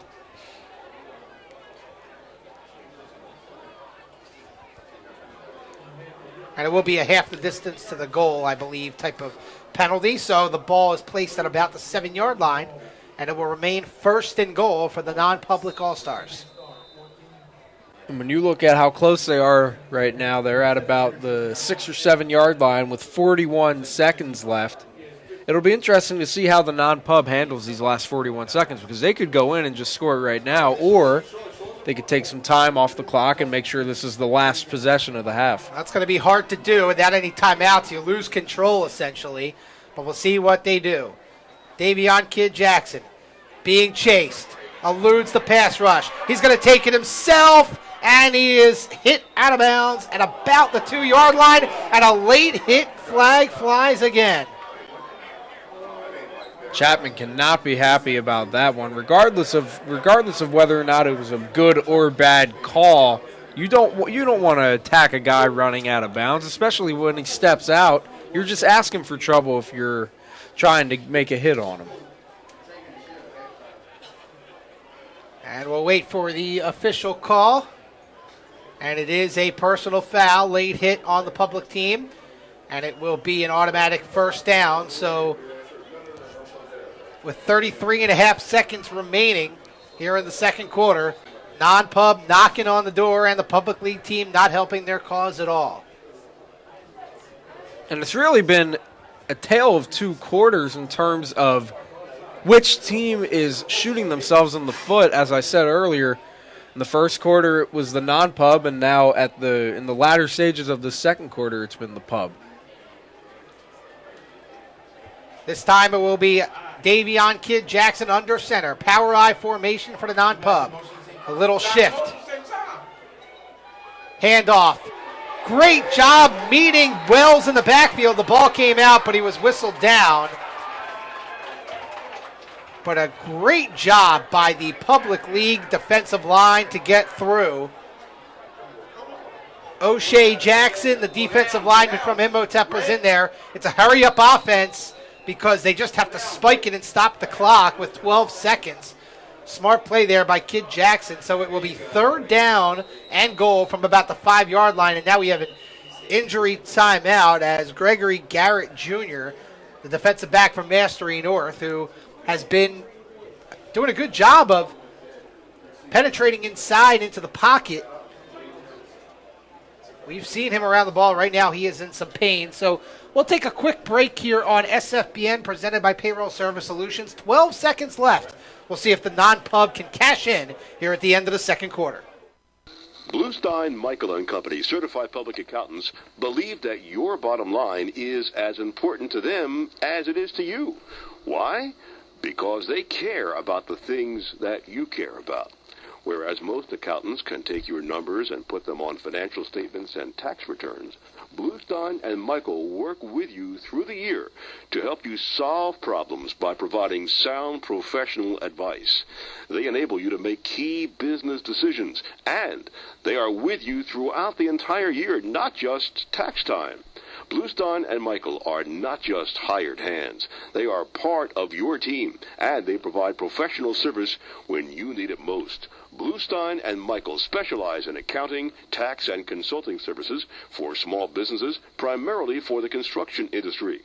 If you're looking for yes men, hire someone else. But if you want sound advice from service-oriented CPAs, then you'll want to call Bluestein and Michael at 215-635-3200.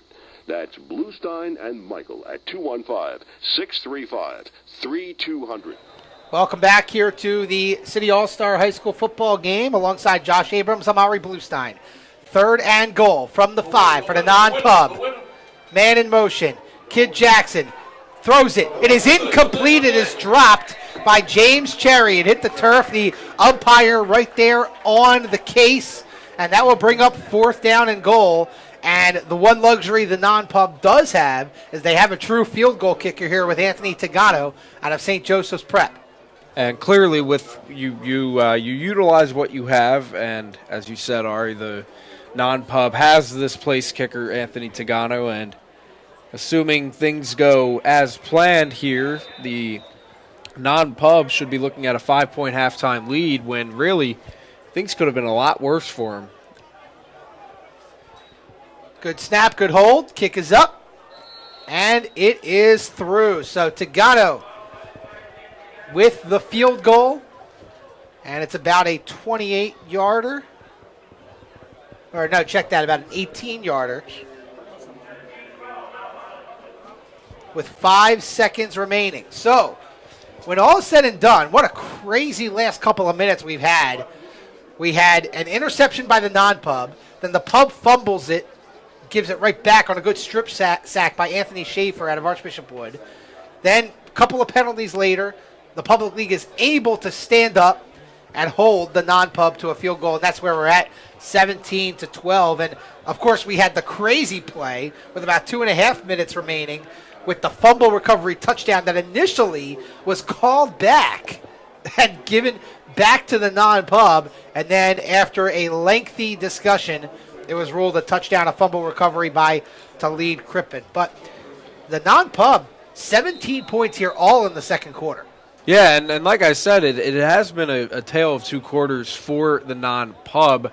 When I said that things could have been worse, I really did mean it, because this non-pub team got off to a really rough start with that fumble on their first initial play from scrimmage. But they have done a good job responding on defense, as has the pub team. And we have a squib kick here, and that looks like it'll be the... Could be the end. And indeed it is. As taken down is Javon Edwards. Good job by Keith Jenkins on the tackle for the non-pub, and that is the end of the first half. But an entertaining game, a lot of action here at Northeast High School as the non-public All-Stars lead the Public League All-Stars 17-12. We're going to take a break here on SFBN, but when we come back, we'll hear from the Vice President of the All-Star football game, Doug McCauley, to talk about the history of the game and what it means to him and what's going on here this year with all these events. We'll be back with more here on the Sports Fan Base Network, presented by Payroll Service Solutions. Hi, I'm Tommy Green, former pitcher for the Philadelphia Phillies. When I was in high school, it was very important to me to show scouts what I could do. My friends at Payroll Service Solutions are huge supporters of high school sports and the Sports Fan Base Network. If you're a small to medium-sized business in need of a payroll company, contact Payroll Service Solutions. Not only will they take care of you, they will continue to support the community. For more information, contact Payroll Service Solutions at 215-624-0922 or 866-PAY-EASY. Bluestein, Michael & Company, certified public accountants, believe that your bottom line is as important to them as it is to you. Why? Because they care about the things that you care about. Whereas most accountants can take your numbers and put them on financial statements and tax returns, Bluestein and Michael work with you through the year to help you solve problems by providing sound professional advice. They enable you to make key business decisions, and they are with you throughout the entire year, not just tax time. Bluestein and Michael are not just hired hands. They are part of your team, and they provide professional service when you need it most. Bluestein and Michael specialize in accounting, tax, and consulting services for small businesses, primarily for the construction industry. If you're looking for yes men, hire someone else. But if you want sound advice from service-oriented CPAs, then you'll want to call Bluestein and Michael at 215-635-3200. That's Bluestein and Michael at 215-635-3200. Hi, I'm Marty Bystrom, former pitcher for the Philadelphia Phillies. In my experience in Major League Baseball, I know how important it is for high school athletes to gain exposure. My friends at Payroll Service Solutions are huge supporters of high school sports and the Sports Fan Base Network. If you are a small to medium-sized business in need of a payroll company, contact Payroll Service Solutions. Not only will they take care of you, they will continue to support the community. For more information, contact Payroll Service Solutions at 215-624-0922 or 866-PAY-EASY. Located in the heart of Northeast Philadelphia, Father Judge High School for Boys has been a community icon for over 60 years. 60 years of Oblates of St. Francis de Sales, coupled with dedicated faculty and staff that has helped over 25,000 young men earn their high school diplomas, win championships, start businesses, raise families, and use their God-given talents to better their communities and themselves. a school of blue-collar scholars who live the motto of our patron, St. Francis de Sales, to be who they are and be that well. This is what makes Judge unique and a choice for so many families in the region. Become a Crusader, live the experience, and carry on the tradition of success like so many before you.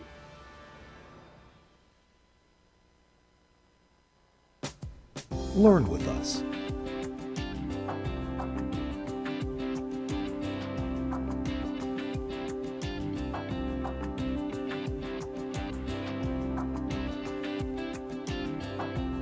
Perform with us.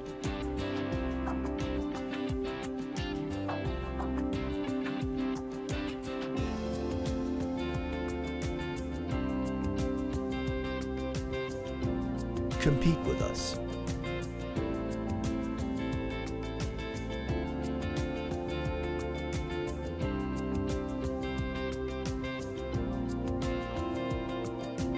Explore with us.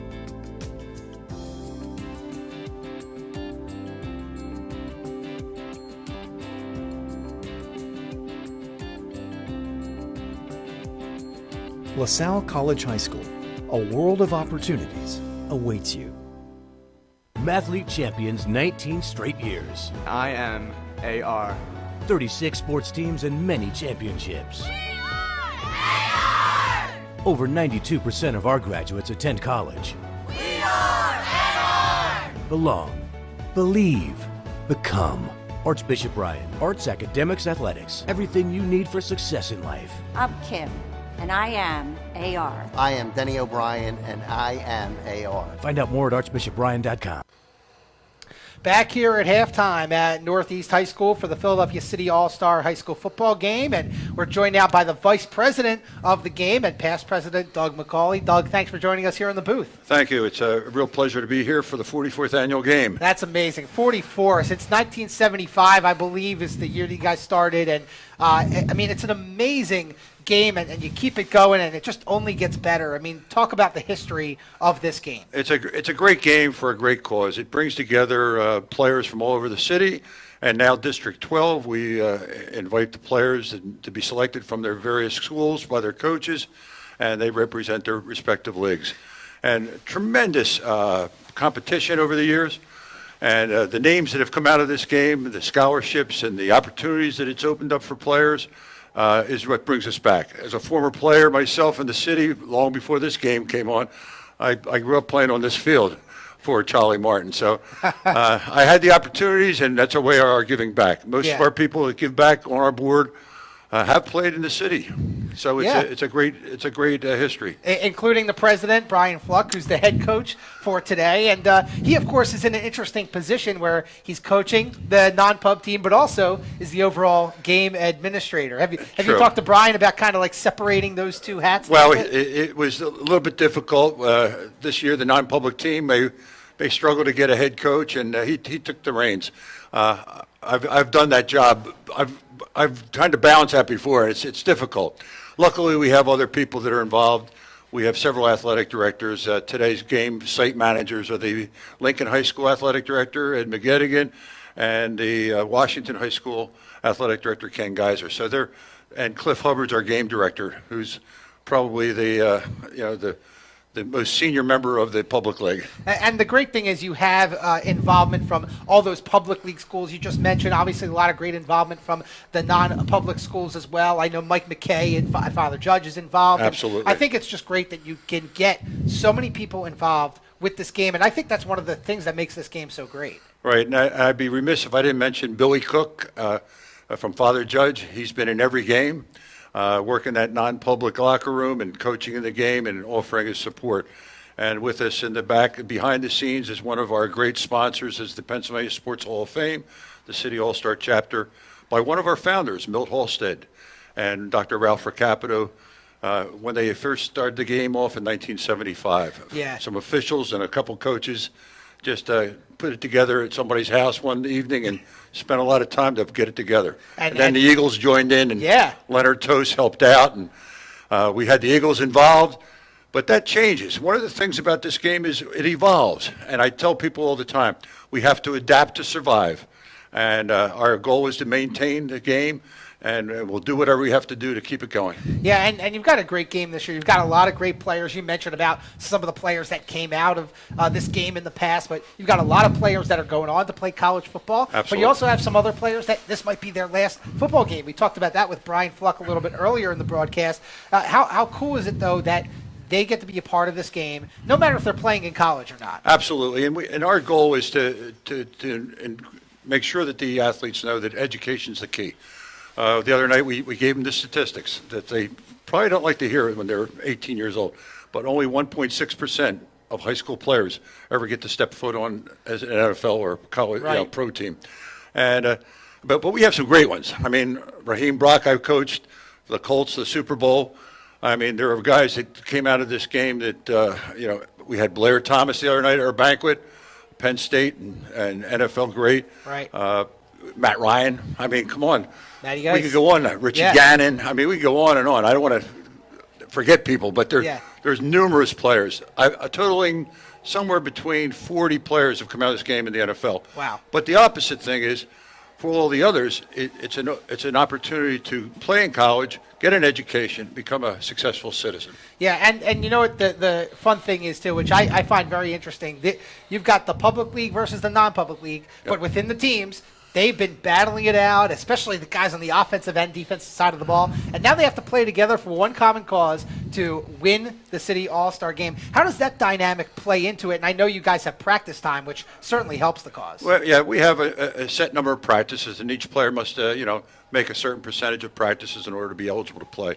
So we try and bring it together as more or less a fraternity now. And currently we're just reorganizing our alumni association and trying to get the players. So over 4,000 players have been involved in this game. So we got to find a few more people to give back. We have several great people that help out a lot. Bobby Keys is the major sponsor of our Scholar Athletic Award. Personally donates those scholarships each year. So we're very thankful for people like that. But there's got to be another 10 people like that out there. Well, there you go. That's the campaign right here from Doug McCauley, our So vice you can president. check out on our website or Facebook and follow us on that and get the information. And for those of you who have played in the game, and we hope you come back and we'll see you at the banquet next year and the game. Sounds great. Doug McCauley, the vice president of the game, former president. Thanks so much for joining us here on the broadcast. Thank you very much. We'll be right back with the second half action here on SFBN.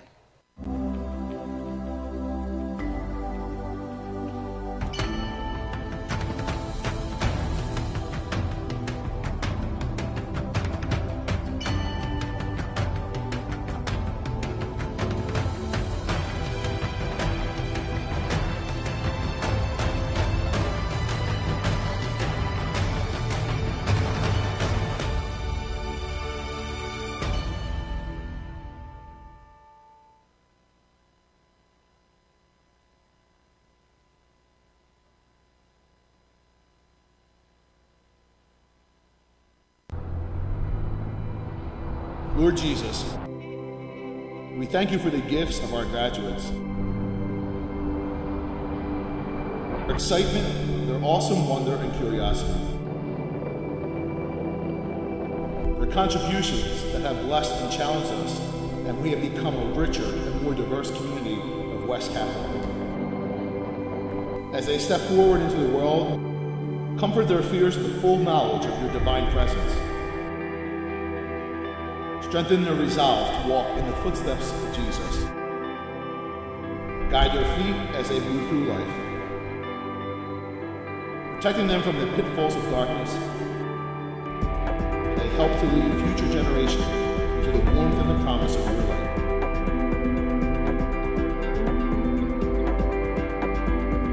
We ask this blessing upon each of them in the name of the Father, the Son, and the Holy Spirit.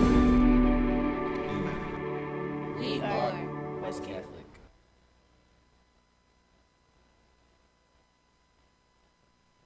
Hi, I'm Tommy Green, former pitcher for the Philadelphia Phillies.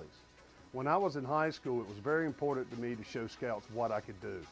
My friends at Payroll Service Solutions are huge supporters of high school sports and the Sports Fan Base Network. If you're a small to medium-sized business in need of a payroll company, contact Payroll Service Solutions. Not only will they take care of you, they will continue to support the community. For more information, contact Payroll Service Solutions at 215-624-0922 or 866-PAY-EASY. Bluestein, Michael and Company, certified public accountants, believe that your bottom line is as important to them as it is to you. Why? Because they care about the things that you care about. Whereas most accountants can take your numbers and put them on financial statements and tax returns, Bluestein and Michael work with you through the year to help you solve problems by providing sound professional advice. They enable you to make key business decisions, and they are with you throughout the entire year, not just tax time. Bluestein and Michael are not just hired hands. They are part of your team, and they provide professional service when you need it most. Bluestein and Michael specialize in accounting, tax, and consulting services for small businesses, primarily for the construction industry. If you're looking for yes men, hire someone else. But if you want sound advice from service-oriented CPAs, then you'll want to call Bluestein and Michael at 215-635-3200. That's Bluestein and Michael at 215-635-3200. Hi, I'm Marty Bystrom, former pitcher for the Philadelphia Phillies. In my experience in Major League Baseball, I know how important it is for high school athletes to gain exposure. My friends at Payroll Service Solutions are huge supporters of high school sports and the Sports Fan Base Network. If you are a small to medium-sized business in need of a payroll company, contact Payroll Service Solutions. Not only will they take care of you, they will continue to support the community. For more information, contact Payroll Service Solutions at 215-624-0922 or 866-PAY-EASY. Located in the heart of Northeast Philadelphia, Father Judge High School for Boys has been a community icon for over 60 years. 60 years of Oblates of St. Francis de Sales, coupled with dedicated faculty and staff that has helped over 25,000 young men earn their high school diplomas, win championships, start businesses, raise families, and use their God-given talents to better their communities and themselves. A school of blue-collar scholars who live the motto of our patron, St. Francis de Sales, to be who they are and be that well. This is what makes Judge unique and the choice for so many families in the region. Become a crusader, live the experience, and carry on the tradition of success like so many before you.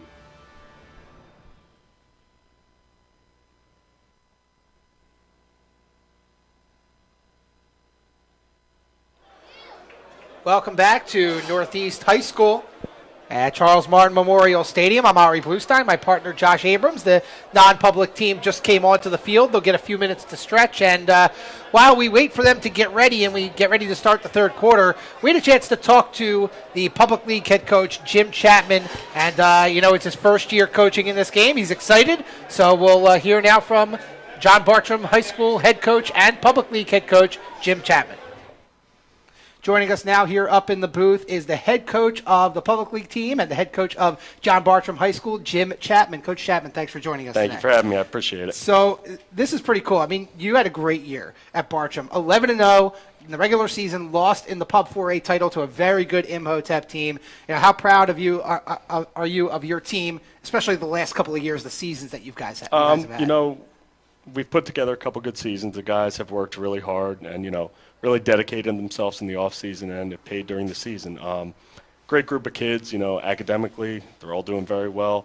Most of our seniors are going on to college, either to play college football or to study, various topics. And you get to coach some of your guys one last time here in the City All-Star football game. Of course, you've got Mahmoud Diabate, star quarterback, but also Devon Thompson and Ibrahim Dayoun. That's got to be pretty cool, not only for them, but for you as well. It really is. These guys have become like family to me over the last couple of years. I probably spend more time with them than I do my actual family. But, it's really special to be able to coach them one last time in this game and, hopefully go out with a bang. Yeah. Now, coaching this game, obviously you want to win, but it's a little different dynamic, right? Because you've got to get everybody in, but you want to win at the same time, and you don't want anybody to get hurt given the weather. What's your approach to coaching in this game today? I mean, our approach has been the same since day one. It's just hard work. Make sure you're there, show up, listen and follow directions. The guys have been great. Our attendance at practice has been great. Haven't had any discipline problems, and kids have just been awesome and a pleasure to work with for the last 3 weeks. Yeah, how's it been getting all these guys who have been battling out with each other all year long? A lot of different schools represented in the pub. How has it been kind of getting them now to play together, knowing that, hey, season's over, let's play together and let's win this City All-Star game? So the nice thing about this is the guys have a lot of mutual respect for each other. Having played against each other, either this season or previous seasons, they all know each other. And again, out of respect for each other, it's been actually really easy. They all came together as a team very early, actually. You get to be a part of this great game. Your players, too, Bartram, and many other players. Since 1975, this game has really been a huge part of high school football here in Philly. How great is it for you personally to be the head coach of the public league in this game here today? It's quite the honor. It really is. I never thought 10 years ago I'd see myself here as a head coach of a City All-Star game, but it really is truly an honor, and I just hope everybody comes out healthy and we have a great game. Jim Chapman, head coach of the public league, and John Bartram High School. Thanks so much for joining us. Thank you very much. I appreciate it. Thank you to Jim Chapman for taking a few moments to talk to me earlier today. He's been busy on the sideline. He's been very vocal as I bring in my partner, Josh Abrams. I'm Ari Bluestein. Again, thank you for joining us here for the 44th Annual City All-Star High School Football Game here in Philadelphia. And Josh, great first half, and the non-pub will get the ball to start the second after a very strong second quarter. Yeah, and essentially, non-pub is definitely going to want the ball now, not only because they're up 17-12, but it seems as if that they have the momentum in this game so far. As we've alluded to before, they've established their ground game. I believe both of their touchdowns, if I'm not mistaken, came from running plays. They had the deep touchdown pass for Demir Ruffin. Never mind then. But the first drive that got him going, you're right, though, it was basically all runs. And it was finished off by Jason Jefferson, who also had a big run earlier on that drive. This is a very short kick here from Susung Wang. Schaefer fields it, and a good tackle by who else? Kyle Marash, who has been all over the field. You got to love the intensity from Northeast middle linebacker Kyle Marash. And there's no doubt as to why Northeast defense this past year was so ferocious and just swarming to the ball.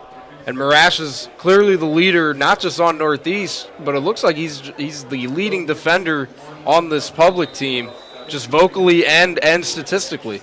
Yeah, well, you had Carlos Davila as well, who was on the field. We talked to him earlier. He was one of the studs of that Northeast D, and he's on the field on the far side on James Cherry. So now back to work is Davion Kid Jackson. Inside handoff. That goes to Jason Jefferson, the Archbishop Ryan Raider running back. So a conservative first play. Gain of about 4. Makes it 2nd and 6 for the non-public All-Stars. It's a brand new half here for both of these teams. The only difference is that the non-pub enters this half with a 5-point lead. So it's really going to be interesting to see what Fluck does in terms of play calling, whether if he's going to stick to these conservative 3 to 4 yard gains on the ground, or if the pub is going to be able to adjust to that and make those big plays in the air. Inside handoff. And a good shoestring tackle right there by the Public League's Javon Edwards, the Simon Gratz linebacker, on the carry by the non-public running back Tim Weldon, the Father Judge running back. And you mentioned about Brian Fluck, but also Mike McKay, the Father Judge head coach, is going to have some things to say about this because he's running the offense for this non-public team. And right now he's in a 3rd down and about 4 situation. Yeah, certainly. And it looked like Weldon had a whole bunch of daylight there, but again, the great tackle by Edwards really saved that there, and let's see if that pays off for the pub on this play here. Big 3rd down play, low snap, but Kid Jackson has it. Now has to escape the pocket, being chased by 4 green jerseys. He gets to the outside, and he tiptoes out of bounds for the first down. And there you see the athleticism of Davion Kid Jackson, the West Catholic quarterback headed to Ferris State University. Beyond the athleticism, the speed from Kid Jackson. It's really been entertaining to see Kid Jackson as well as Diabate really showcase their skills on the ground. As I said, alluding back to that Michael Vick illusion, both quarterbacks have been showing their amazing speed on the ground. And both have done a great job making plays with their feet. I think they did a good job in the first half of scattering. Shotgun formation. 2 backs in the backfield, 3 wide receivers. Handoff inside. Goes again to Jefferson. But the public league all over that run. Marash was in there, as was Michael Samuels, the DB from Martin Luther King. And also O'Shea Jackson from Imhotep Charter heading to Old Dominion University. Certainly you can't forget about the defense here for the Pub. They have been swarming all day, and I'm going to keep saying swarming because they just seem to be able to pick up these maybe what we would like to call trickery plays from the non-Pub. Second down and 11, loss of 1 on that run by Jefferson. Again, shotgun formation, low snap. Kid Jackson deep down the seam. He's got James Cherry open. It's caught, and he gets tripped up by Edwards, but a big pass play from Davion Kid Jackson to the St. Joseph's Prep wide receiver, James Cherry. What a throw from Kid Jackson, showing not only his speed from earlier, but his cannon as he hits Cherry. What a pass, and what a route run by Cherry. We're seeing some very entertaining offense. It's just not paying off right now, but with how this non-Pub drive has been going so far, I think it's going to be a change of scenery for the offense. So it'll be 1st and goal from just about the 7-yard line for the non-public All-Stars. A slow start for them. They looked absolutely lost in that first quarter, especially on offense, but they have picked it back up. A strong 17-point second quarter, and they're looking to add to that. The pitch goes to Chris Wells. Good tackle as Javon Edwards again involved in the play, making the tackle. That had touchdown written all over it, but Edwards with a really nice tackle on the far side. Great job reading that run play, that halfback pitch, and then lowers the shoulder, a clean, legal hit, and a rocking one for that matter. Second down and goal. Basically no gain on that play. Early on here in the third quarter, non-Pub received the second half kickoff, and a big pass play from Kid Jackson to Cherry set up this goal line opportunity for the non-Pub. Single back, 4 wide receiver, Kid Jackson in the shotgun. It's James Cherry in motion. Kid Jackson looking that way, floats it, and it's knocked down. Good defense right there by Jawan Tab, the Frankfurt DB headed to Lockhaven. And you got to credit the front 4 of the public league who forced Davion Kid Jackson to throw that ball a little bit earlier than he might have wanted to. Yeah, for as well as non-Pub offense has been moving on this drive, the front 4 has done their part in terms of keeping Kid Jackson on edge and honest. And right there, you kind of forced him into a forced throw, a bit dangerous. But again, with how wet the ball is and how players are seeing the ball in the air, maybe not too bad. 3rd and goal from the 7. Could be 2 down territory, but non-Pub does have the kicker. Pass rush is on. Off his back leg, a dangerous throw. And right in there was Devon Thompson, the defensive back from John Bartram, headed to East Stroudsburg, and that sets up a 4th and goal. And the field goal unit comes on for the non-Pub. Second time in a row, going back to the end of the first half, where the Pub defense has been able to hold their own in their own red zone, and they are going to limit the non-Pub to 3 points or none. Or at least an attempt, right? Yeah, so Let's see what happens here. This is going to be a 23-yard field goal attempt for Anthony Tagano. Good snap, good hold. Kick is up. It's got the distance, and it is good. So Tagano makes good on his field goal attempt. And the public league defense has been very good so far. And one guy we've seen doing a great job up front is Jamal Avery out of Mastery North. And we had a chance to talk to him before the game earlier today. I'm joined now by Jamal Avery of Mastery North, and we were just talking before we went on. I love the Pumas, the mascot. And you know what?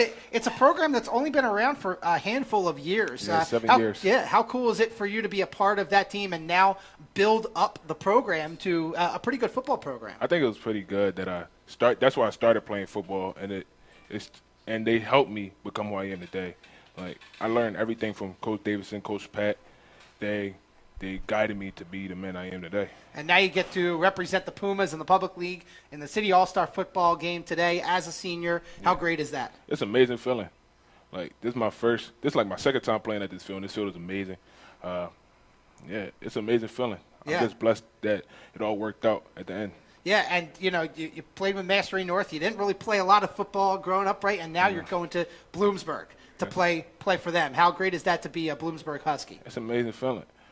I'm just proud. I'm just proud of my team because my team helped me out a lot getting through that because I couldn't do it on my team, my coaches, and I'm just happy. Coach Blandon was a great coach. I can't wait to work under him. Yeah, that should be a lot of fun, and we look forward to great things from you. Jamal Avery from Mastery North in the Public League, thanks for joining us. Thanks for having me. Thank you again to Jamal Avery for joining us here in the booth before the game. That last return by the Public League team was by Taisheem Anderson, and back to work goes Mahmoud Diabate and the Public League All-Stars, starting at their own 27-yard line. Inside handoff with some room. Going down the far side. Look out.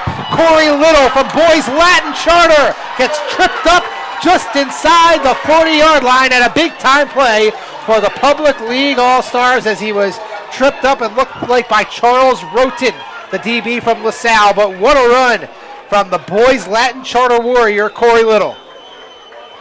And the little guy showing off his speed, and he's able to cut through the defense. Plenty of opportunities for the non-pub to try and get a hand on him or a body on him, but once you let him get into the secondary, he was able to turn on the Jets. We have not seen a lot of Corey Little as of yet, but he gets the handoff yet again. Dives inside for maybe 3 yards. And now the Public League starting to get the ground game going. You obviously have Mahmoud Diabate in there. You know he can air it out. But it's a good job by Jim Chapman and the offensive coordinator John Gossett, both from John Bartram. Get that ground game going to keep the non-pub defense honest. Yeah, and it's definitely helping out Diabate, having that chemistry with the head coach and both offensive and defensive coordinators here. And really, both facets of the offense working to Pub's advantage here so far on this drive. And again, the give goes to Little. And the tackle made by Nasir Pettis, the defensive lineman from Bishop McDevitt. And that'll set up a third and about 5. Big play here for the Public League. Probably 4-down territory here at this point. Certainly 4-down territory, and definitely going to be interesting to see what happens on these next couple of plays because if the Pub can get closer to this first down marker, which is at about the 25-yard line, they should be in good shape. Diabate back to pass. He's got time. Going deep, and it is caught for a touchdown by Justin White. No flags on the field. Touchdown Public League, and they've got a chance to tie this up with a 2-point conversion. Man, what a throw, what a catch, and what an adjustment by Justin White, who we will hear from later. But man, what a throw. Just everything about that play was almost perfect.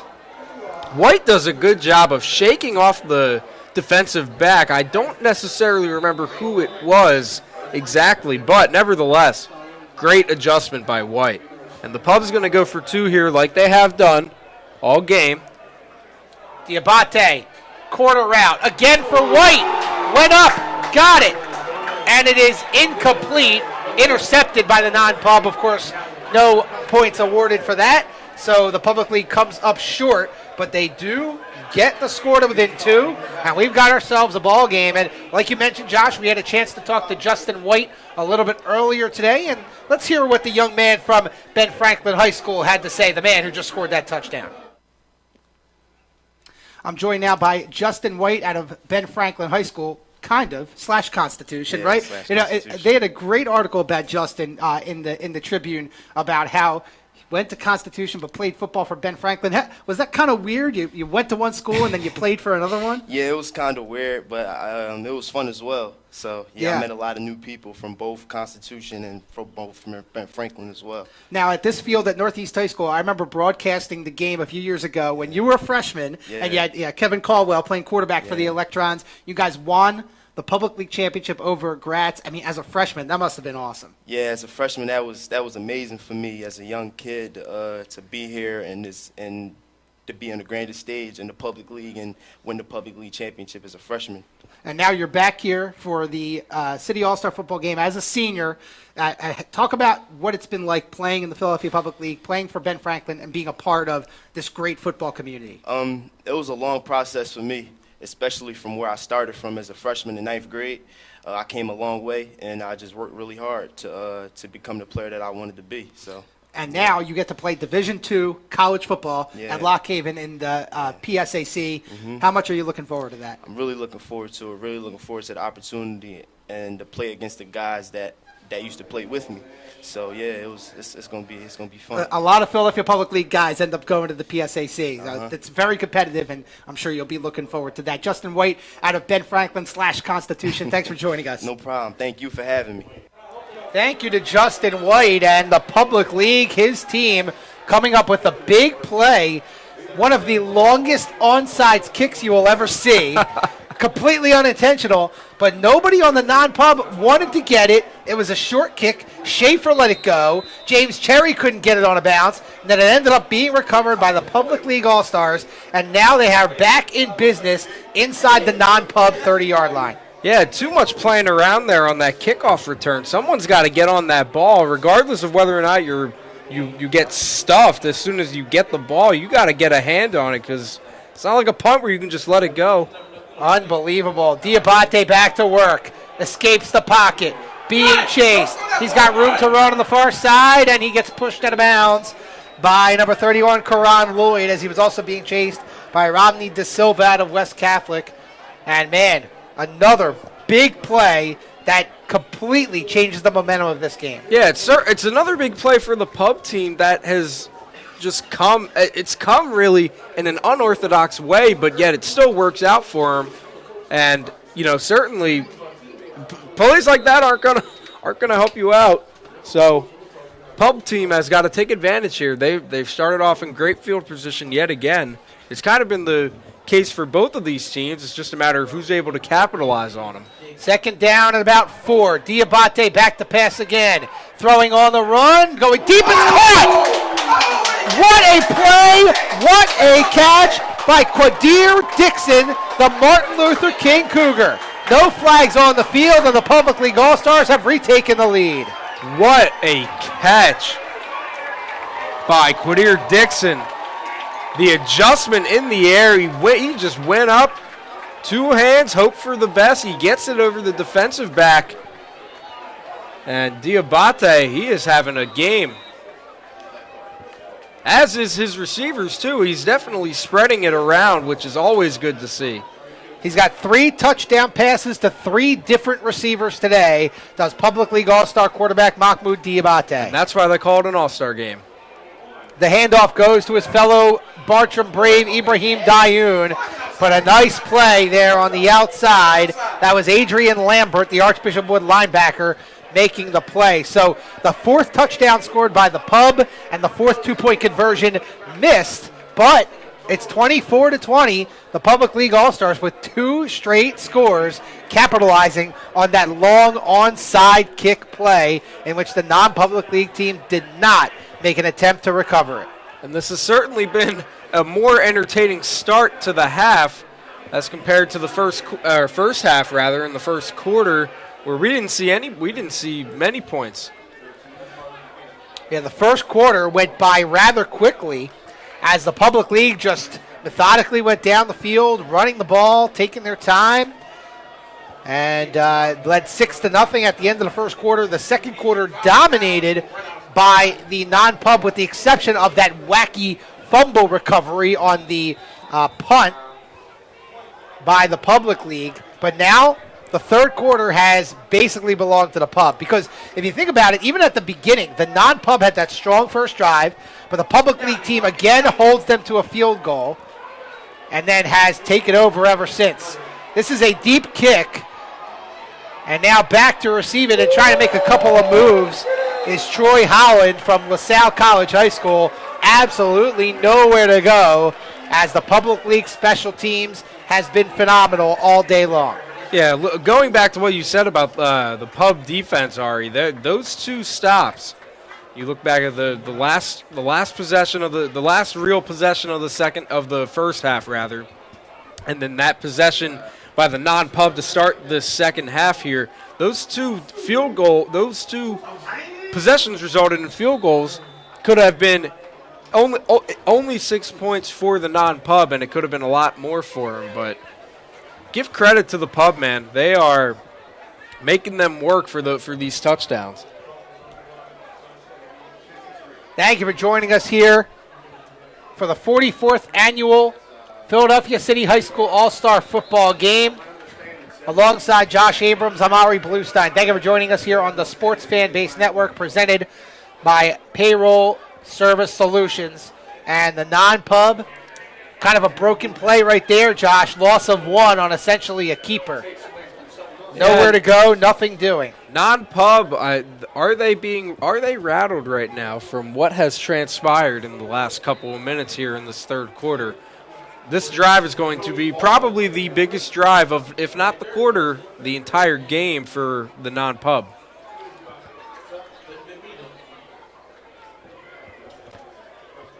Out of the shotgun is Davion Kid Jackson, 2nd and 11.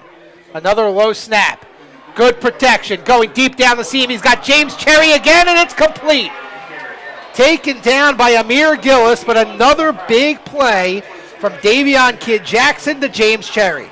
And this just looks all too familiar, Ari. Cherry is by far the leading receiver for this non-pub team, and he did this a lot at St. Joe's Prep, part of the reason why they have been so successful in the past couple of years.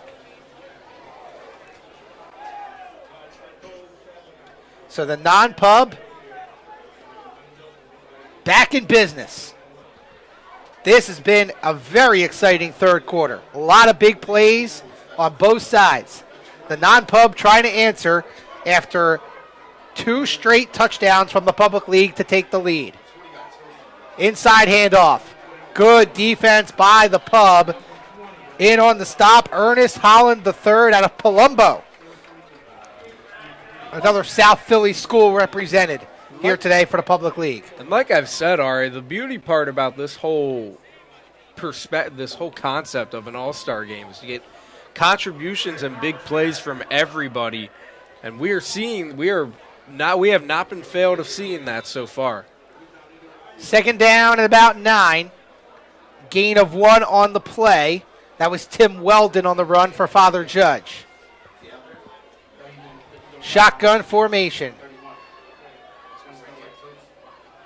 Kid Jackson hitting James Cherry here on the near side. Oh, no, check that. That is Damir Ruffin on the near side at the Public League 40-yard line. Gain of about 3. So that sets up 3rd and about 6 for the non-public team, but a good, efficient play to just get up a few yards and make it a manageable 3rd down for the non-pub. And even if that happens on this next play where they only get 3 or 4 yards, it's going to be 4-down territory, and they're going to be closer to the 1st down marker. And let's see what happens here with these next couple of plays, because this is going to be the defining moments of this drive. Davion Kid Jackson again in the shotgun. Single back is Chris Wells. Trips to the left. 1 wide receiver here on the near side. A quick pass, nice little move, and a nice play. That's John Washington out of Penn Charter, our lone inter-academic league representative today. And it looks like... And they will move the chains.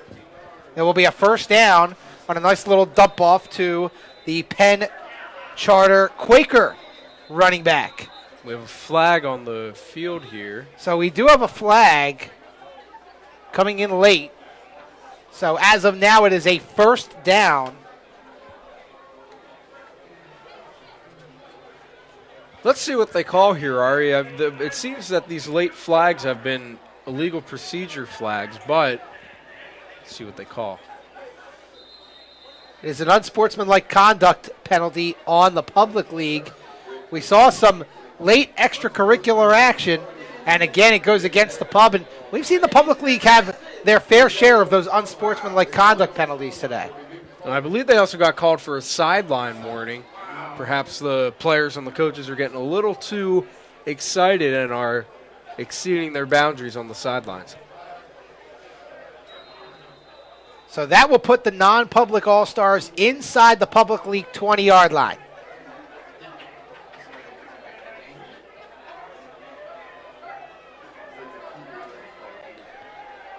Kid Jackson, he's got a man. Oh, and it is incomplete as Ryan Laughlin had it off the fingertips and it rolled off. And that'll set up second down and 10. But another great pass there from Davion Kid Jackson. Had Laughlin down the seam, middle of the field, incomplete. And that's about maybe only the second or third, maybe fourth play of this entire game where missed opportunity has happened within the game. And another... Do we have another flag on the field here, Josh? I believe we did. I missed the flag coming out, but the lead official did signal to our press box. And it looks like it's a 10-yard penalty. It was probably a hold. I believe that's what it is. It was a hold. So that'll set up first and 20.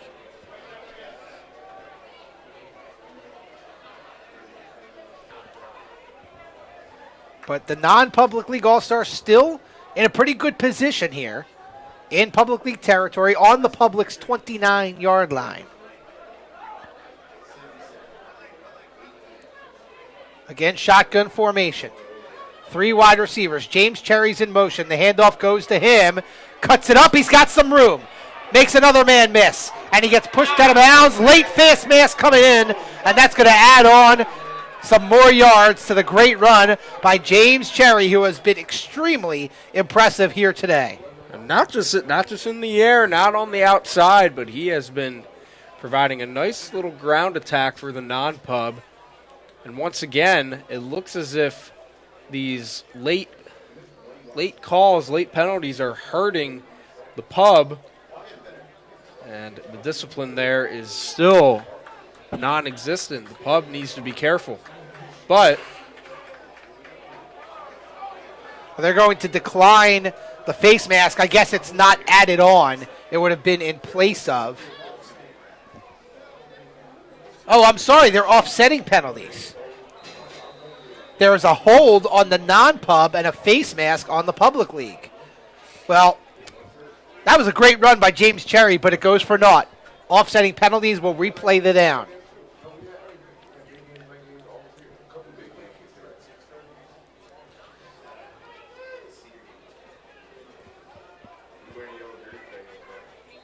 We've got a flag coming in. There might have been too many people on the field, too many men on the field for the non-pub. Yep, that is the call. There was a lot of confusion. I saw Mike McKay, the offensive coordinator for the non-public All-Stars, motioning, trying to get people off the field, and just did not work in time, so pushed back another 5 yards to the 34-yard line. The non-pub making it harder on themselves here. It seems to be a trend, Ari, where both teams drive and they get into their opponent's own territory and then they just stall for whatever reason, whether if it's good defense or just poor decision making. Davion Kid Jackson, He's deep going down the deeper. seam. He's going for Damir Ruffin, and no flag. Good defense back there, as that was again Jawan Tab from Frankfurt in on the pass deflection. Again, a great job by Jawan Tab, who has really done a great job in coverage, and I believe he had one of the interceptions, if I'm not mistaken. So a great job by the Frankfurt Pioneer. And just when you think that the non-pub is going to retake the lead when they get those receivers open, the pub is really starting to stand their ground, and especially in the secondary where it seems as if they have been lacking that intensity all game. Second down and a half a mile. Kid Jackson is under center for the non-pub. The pitch goes to Chris Wells. Su-Sung Wang there can't knock him down, and a good strong tackle by Kyle Marash out of Northeast High School, and that fires up the Public League bench and the Public League crowd here at Charles Martin Memorial Stadium. And again, Marash on the attack. He has to be nominated as the defensive player of this game, Ari. He is just all over the place. He is an animal. We talked about him in the open. We knew that he was going to be an impact player today. And again, it's one of those things. It's an all-star game, but you cannot tell these guys that this game doesn't matter. It matters big time to all of these players playing here today. And with how big the crowd is so far, it certainly feels like it's an important game, doesn't it?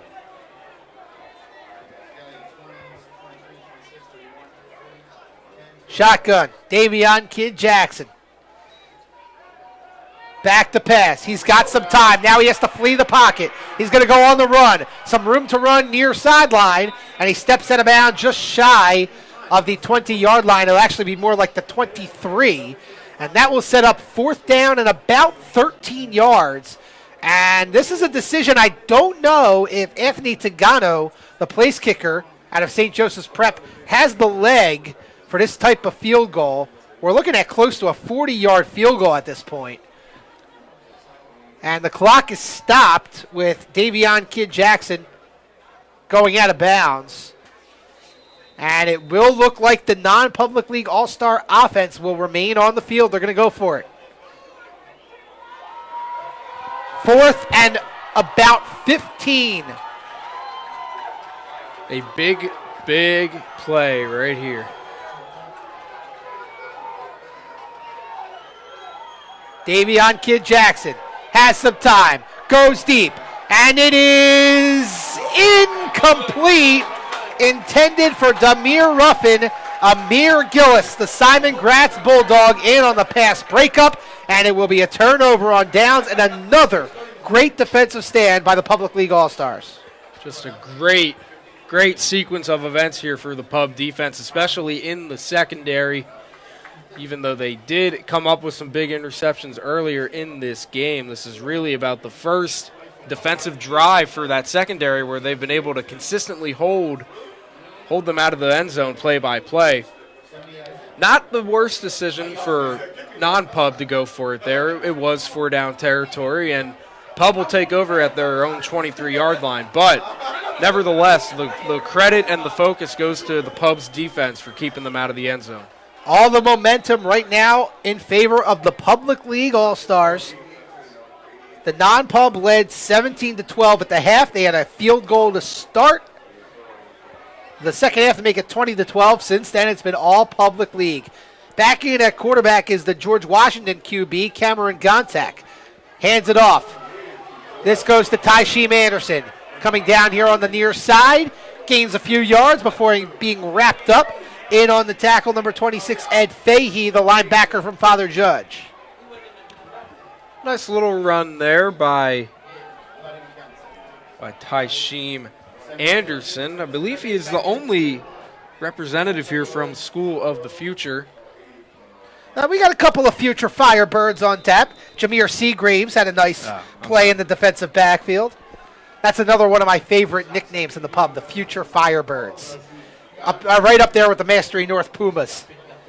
Low snap. Yeah, but a nice handoff. Sammy Carr is swallowed up by Karan Lloyd, the Newman Goretti linebacker.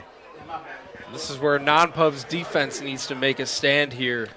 Yeah, and the public league is conservative, and they will take it to the end of the third quarter, and we will reverse fields, and the public league All-Stars will have a third down and about 6 when we return to start the fourth quarter. You're watching the 44th annual Philadelphia City High School All-Star Football Game here on the Sports Fan Base Network, presented by Payroll Service Solutions. Hi, I'm Tommy Green, former pitcher for the Philadelphia Phillies. When I was in high school, it was very important to me to show scouts what I could do. My friends at Payroll Service Solutions are huge supporters of high school sports and the Sports Fan Base Network. If you're a small to medium-sized business in need of a payroll company, contact Payroll Service Solutions. Not only will they take care of you, they will continue to support the community. For more information, contact Payroll Service Solutions at 215-624-0922 or 866-PAY-EASY.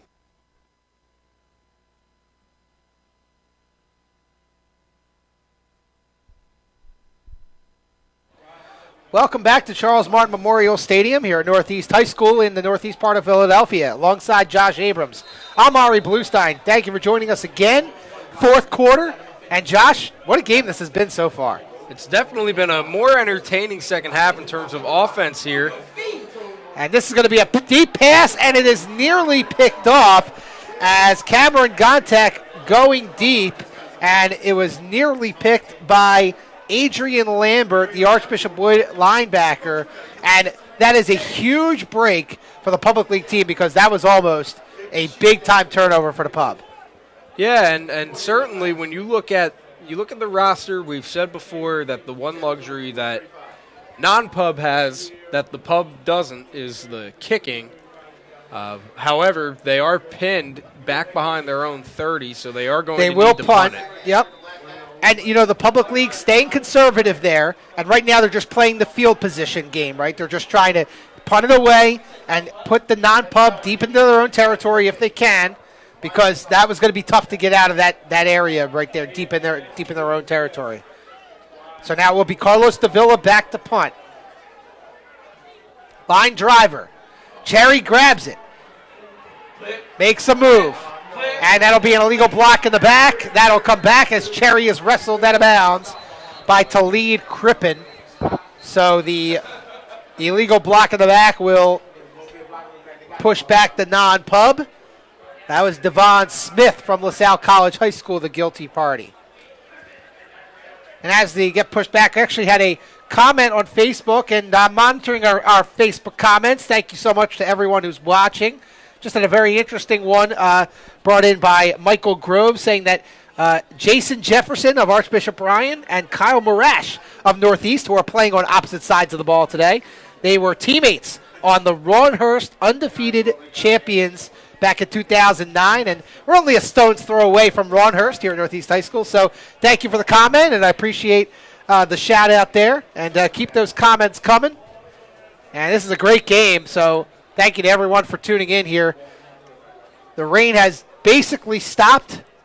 Umbrellas are down, and we're in for a very good fourth quarter. And the non-pub takes over on their own 34-yard line. Inside handoff.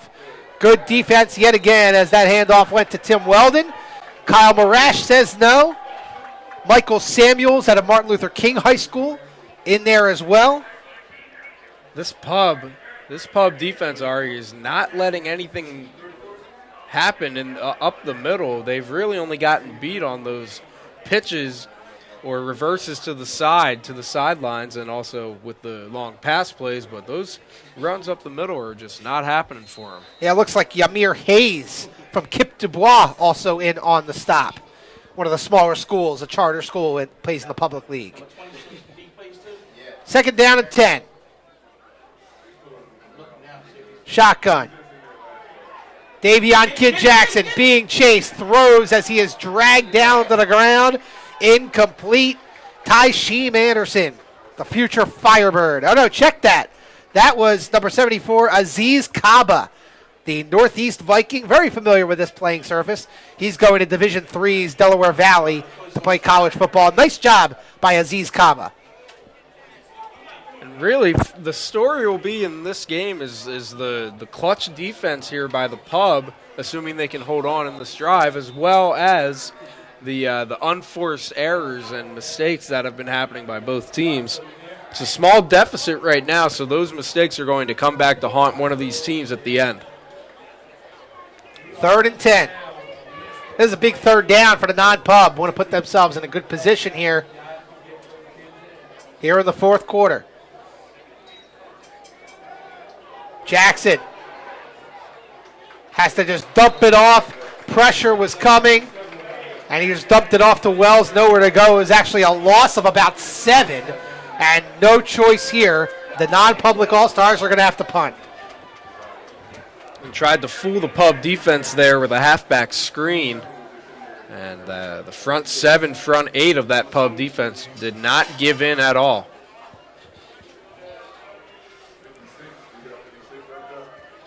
And, I hope I'm not jinxing anything by saying this, but I think the two teams have adjusted. Not a lot of game rules violation penalties here in the second half. And, again, I'm hoping I'm not putting on the broadcaster's jinx by saying that. As we have a timeout here on the field, it will be taken by the Public League All-Stars. We'll take a quick timeout. Just about 10 minutes remain here in the 44th annual game here at Northeast High School. We'll be back here on SFBN, presented by Payroll Service Solutions. Hi, I'm Marty Bystrom, former pitcher for the Philadelphia Phillies. In my experience in Major League Baseball, I know how important it is for high school athletes to gain exposure. My friends at Payroll Service Solutions are huge supporters of high school sports and the Sports Fan Base Network. If you are a small to medium-sized business in need of a payroll company, contact Payroll Service Solutions. Not only will they take care of you, they will continue to support the community. For more information, contact Payroll Service Solutions at 215-624-0922 or 866-PAY-EASY. Welcome back to Charles Martin Memorial Stadium here in Northeast High School alongside Josh Abrams. I'm Ari Bluestein. Thank you for joining us here for our broadcast of the 44th annual Philadelphia City High School All-Star Football game.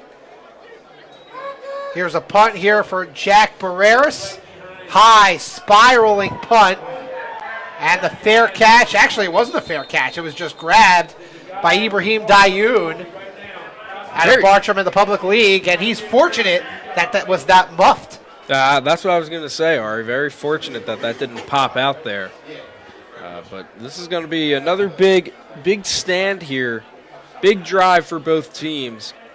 Might or might not define how the rest of this fourth quarter goes. Well, this is really a huge drive. I think you're right on that, Josh, because if the Public League can punch in a score here, that really puts the pressure on the non-Pub. Oppositely, if the non-Pub comes up with a stop, all the momentum swings to the guys in the white jerseys. Again, the Public League All-Stars in the green. They're on offense. Inside handoff from Diabate. That goes to Dwayne Parks, the South Philly Ram, and he is stopped after a gain of about 3. Good job by the non-public front line. And so far, only one play on this drive so far, but it looks like the Pub might try and stay conservative, but the clock shows 9:30. Try and take as much time off as you can, but you also want to be efficient. Don't want to give the non-Pub any good field position. Yeah, it's like that balance. You want to run the clock, but also at the same time gain some yardage. Diabate hands it off. Sammy Carr on the carry, swallowed up by a bunch of white jerseys. Gain of a couple. In on the tackle again was Karan Lloyd, also number 52, Paul Hess, the D lineman from St. Joseph's Prep, and Rodney De Silva, the linebacker from West Catholic, all in there as well. So it was a really nice team tackle right there by the non-Pub. That brings up 3rd and a long 4 for the Public League. And we'll see if they go to the air right here. Shotgun formation. We've seen that a majority of this game from both teams. Fake the handoff. Plenty of time. Diabate's going deep. And if flag flies, as being held was Rich Brown, the Simon Gratz wide receiver. Decent coverage by West Catholics. Oh, no, check that. That's John Washington from Penn Charter. However, he did grab the receiver a little bit, and he's going to be called for the penalty. That is an absolute backbreaker if you're a non-pub fan here. Instead of 4th and 5 and potentially getting the ball back, you now have to go through another set of downs here. So the penalty puts the public league on the non-pub 30-yard line. Diabate with the handoff. Bouncing off a couple of defenders is Dwayne Parks, but then he's tackled in the backfield. Again, Karan Lloyd, as well as DeJuan Dandridge, the St. Joseph's Prep defensive back, in on the tackle as well. And that is a huge loss, a 5-yard loss. Makes it 2nd and 15 for the public league. There is a flag, yes. This could be another potential game rules violation here. Officials are discussing it, and they usually don't take this long on a game rule penalty. So I think it's something after the play, Ari. I did see some scuffling after that. Let's wait for the official call. Oh, you were right there, Josh Abrams. Unsportsmanlike, on both teams. Offset it. So it will remain 2nd and 15. So since that was after the play, they don't replay the down. But unsportsmanlike on both teams. And, hey, it's been a little chippy.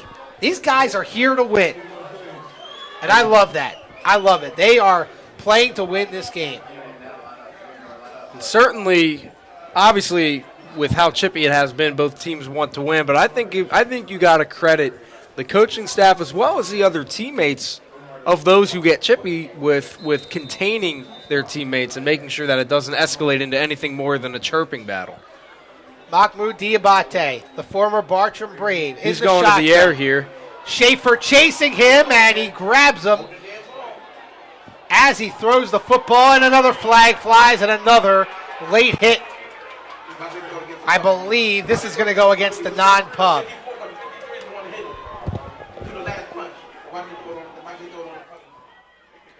We'll see about the call, but a good job by Bill Schaefer, the Archbishop Wood defensive end, who we had a chance to talk to earlier. And we'll see what the call is. And I think this will be an unsportsmanlike on the non-pub, although we'll see if it offsets. I'm not sure. Unsportsmanlike on the non-public league. First down.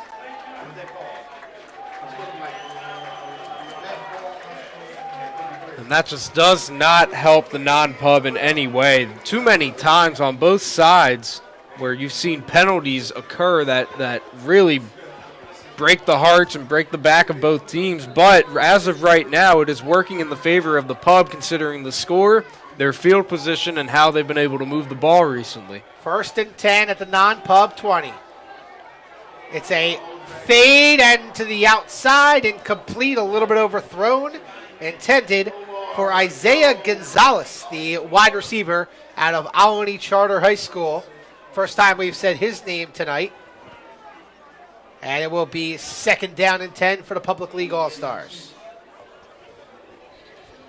The Diabate, just a little bit too much air under that one. Not a bad pass, though, because I guess that's kind of the pass where only your guy can get it. Right, and it was a one-on-one battle. It was a 50-50 ball.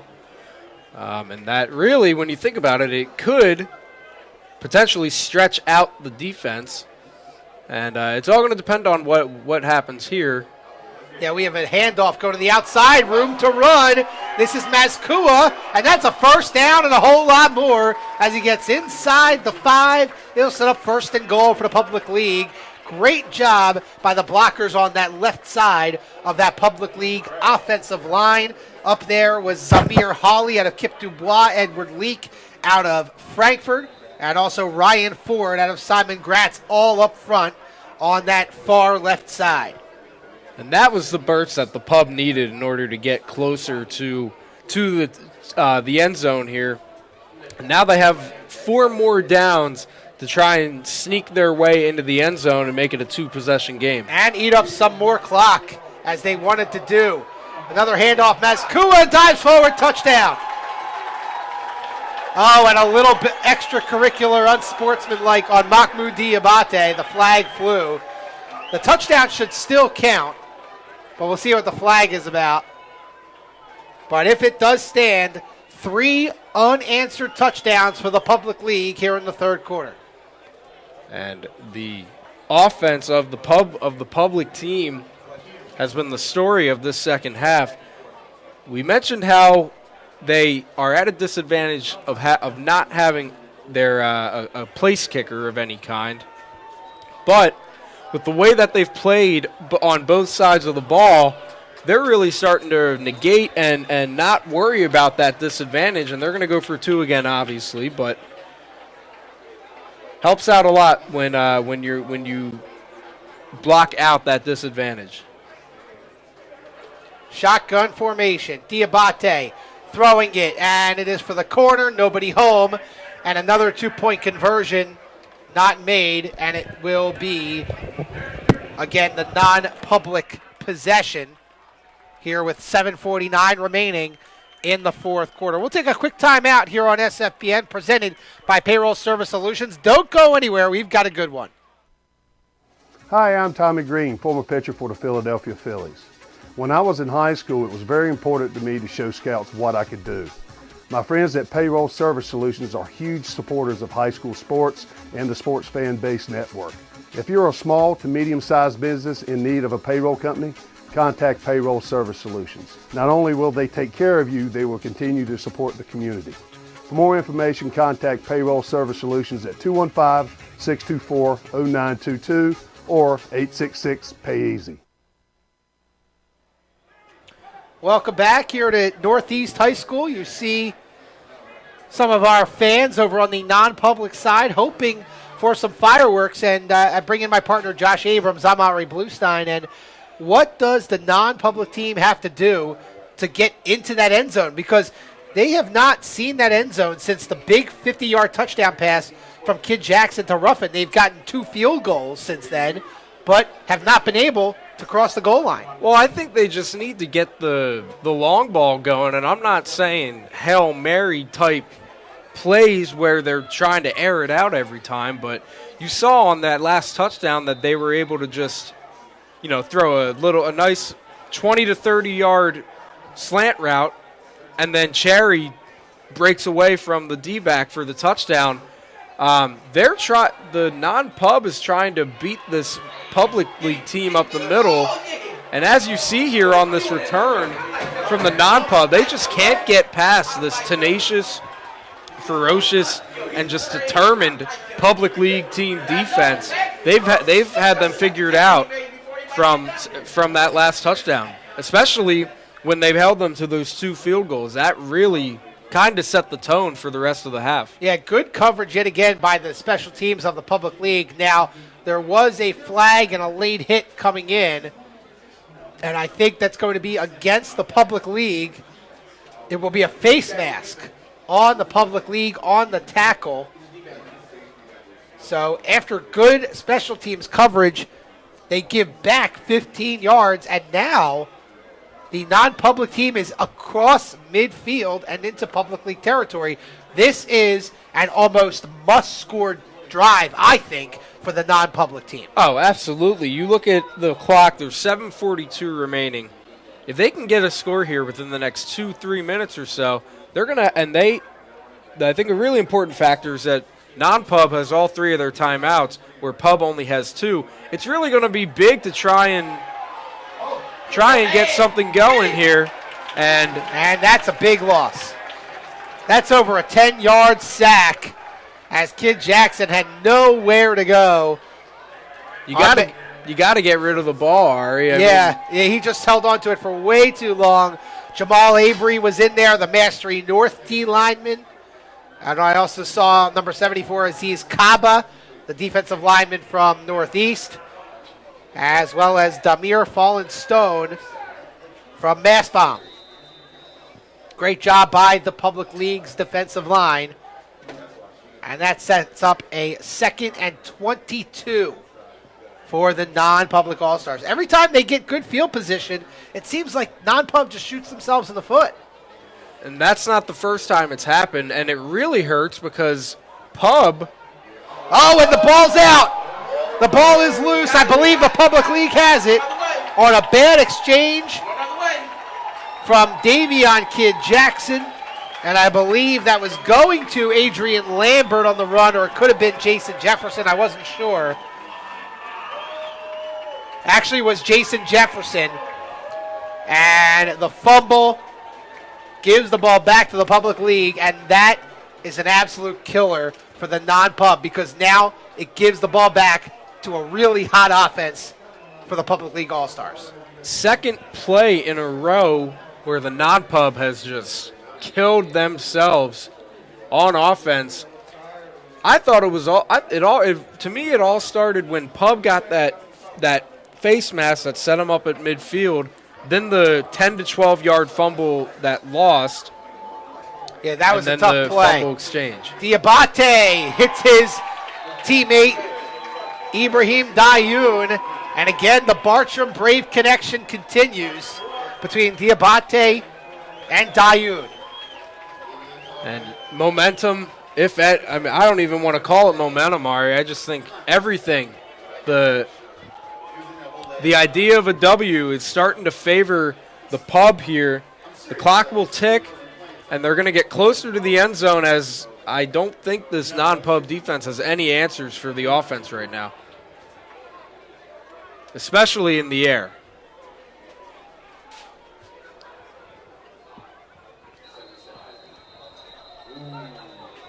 Flag on the play here, and they're going to call a false start. I could not pick up who exactly it was, but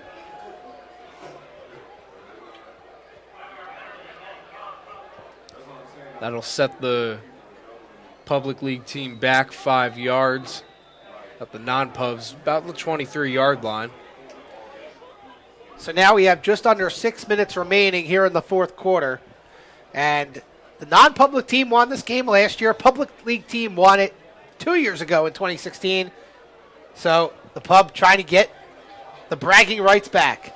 Diabate has to flee the pocket. Throws on the run, and it is incomplete. No flags. It is intended for Rich Brown, the Simon Gratz Bulldog, and that'll set up second down and 15. Good pressure by the non-Pub front four, forcing Diabate to flee the pocket.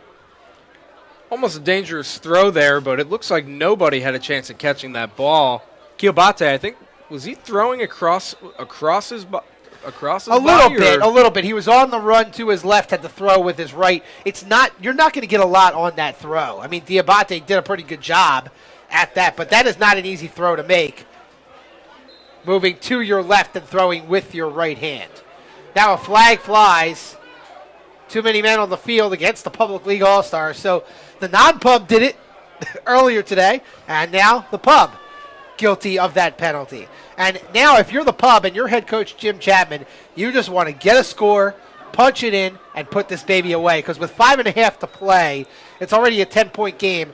You go up by 16, which is still a 2-score game with the 2-point conversions, but still, that does not leave the non-Pub a whole lot of time. No, it doesn't. And as this clock ticks, it's going to be interesting to see what Chapman does with his offense. They're set back pretty far. We've seen a lot of first and long, second and just a lot of drives where both teams on offense just push themselves further back and they limit themselves to having good drives.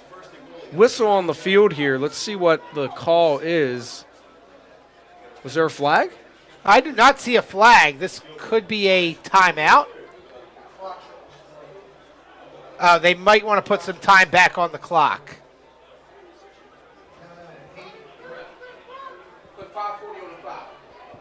Okay, they're going to put some time back on the clock here. I got you, Roscoe. I told him. I got you. I told him. Okay, there we go. 5:40 on the clock.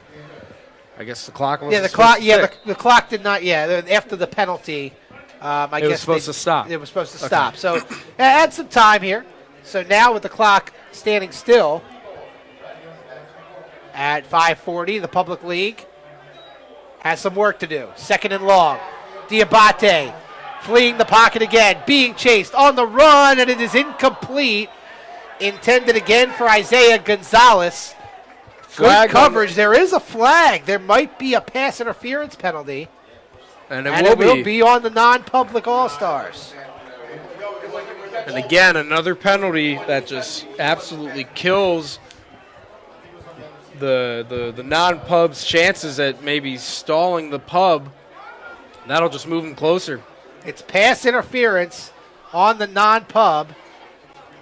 Not an automatic first down in high school football, as that moved them up 10 yards, but at least makes it more manageable now for the Public League All-Stars. Second down and about 6. And the non-pub is holding on tight here. They're going to need to pull something. Low snap, handoff, cutting it up inside, making a move inside the 5. Another great run from Corey Little, the boys' Latin Warrior product. And he hasn't had a lot of carries in this game, maybe about 4 or 5, but he's made good on a lot of his carries. Big plays for Corey Little. Yeah, he is making the most of the small amount of carries that he's gotten, and he is just a bull when he gets the ball. He may be small, but he is not easy to take down.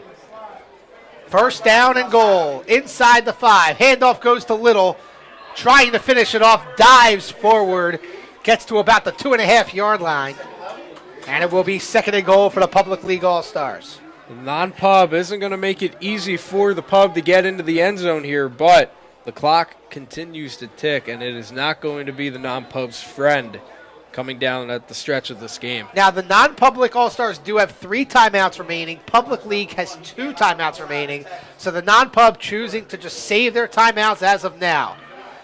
And that's going to be an easy touchdown as Amir Gillis walks it in from 3 yards out. Touchdown for the Public League All-Stars as the seas parted, and Diabate just handed it off calmly to Amir Gillis. And that essentially should do it. I mean, 4:28 remaining, 36-20. Especially if they get the 2-point conversion here, it's going to be a 3-possession game. And the pub, they have just asserted their dominance in this, especially this second half. Well, this is a big play here. This would make it a 3-possession game, and it is caught. And a flag, unsportsmanlike conduct everywhere. As it was Rich Brown who made the grab and caught it in the corner for the 2-point conversion, and then the flags flied after he basically handed the football to the defender, which he just took it away from. But if the 2-point conversion stands, and indeed it will, the officials signal that after the play unsportsmanlike on the Public League. I think we've seen a bit more unsportsmanlike penalties on the pub than we have the non-pub. You know, I know this game is for a lot of bragging rights and a lot of that kind of stuff, but there's got to be a certain point in time where you just got to show some line of respect. And let's hope that this potential soon-to-be victory for the pub doesn't get into their heads too much. Well, that 2-point conversion that finally the pub converted on was huge, because if they don't get it, it stays essentially a 2-possession game with the touchdown and the 2-point conversion. Makes it a lot more manageable for the non-pub. Now, there's a little interesting rule that our man Bill Ledger went over. If you're 14 points or more down and you score, you can then get the ball back. You can elect to get the ball back. Now, that would only come into play if the non-pub gets a field goal here. So that could be interesting, because if the non-pub gets a field goal, they'll still be down by 15.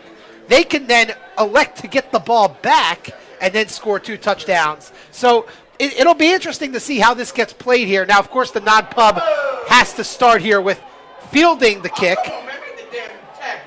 And then tackled down is Kyron Jackson out of Bonner Prendergast. Oh, and the flags fly again. There's a whole lot of yellow. I think every official threw their flag. Wow. So now the public league has to be smart here, Josh. You mentioned about the unsportsmanlike conduct. You're up by 18. You have a chance to hold on to this game. No reason to give the non-pub any type of help. No, and that's where I'm starting to wonder why this is just a recurring theme in this game, especially now, this late in the game. Like you said, Ari, when you're up by that much, those types of penalties are just the beginning of your demise. And you just can't let it happen.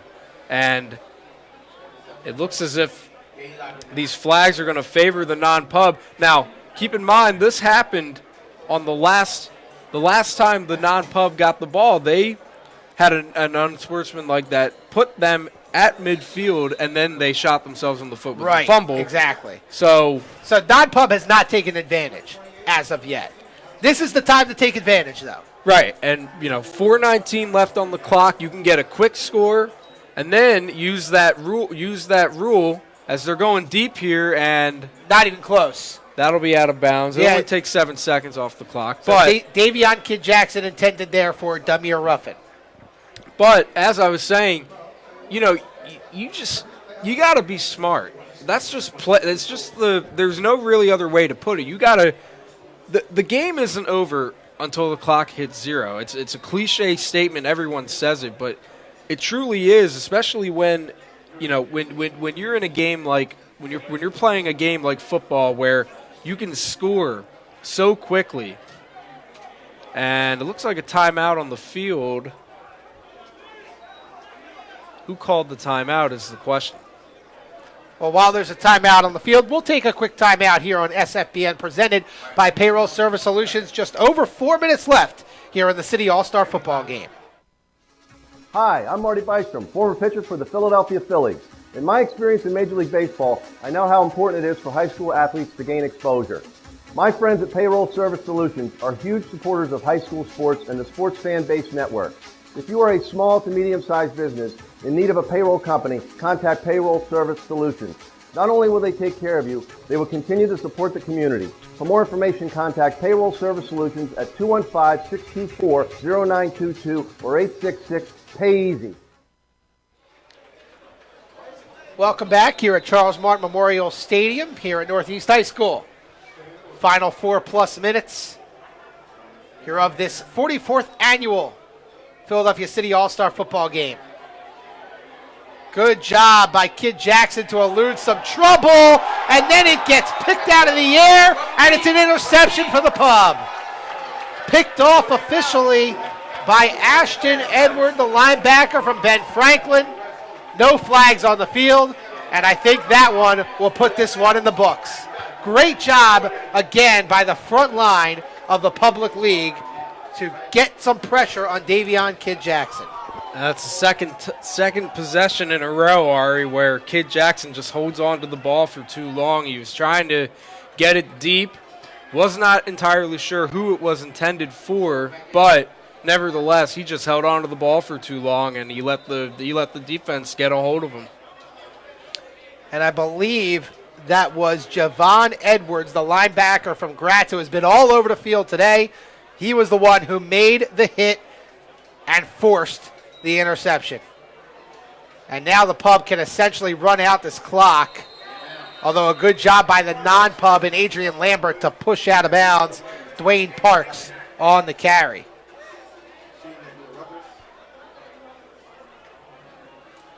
So that will stop the clock at 3:53. Gain of about 4 makes it 2nd and 6 for the Public League All-Stars.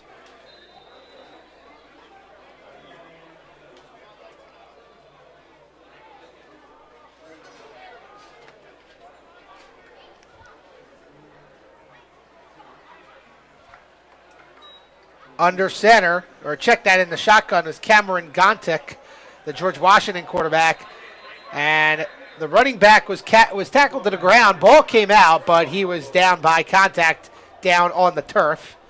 Stays in bounds, so that keeps the clock rolling. 3rd down at about 5.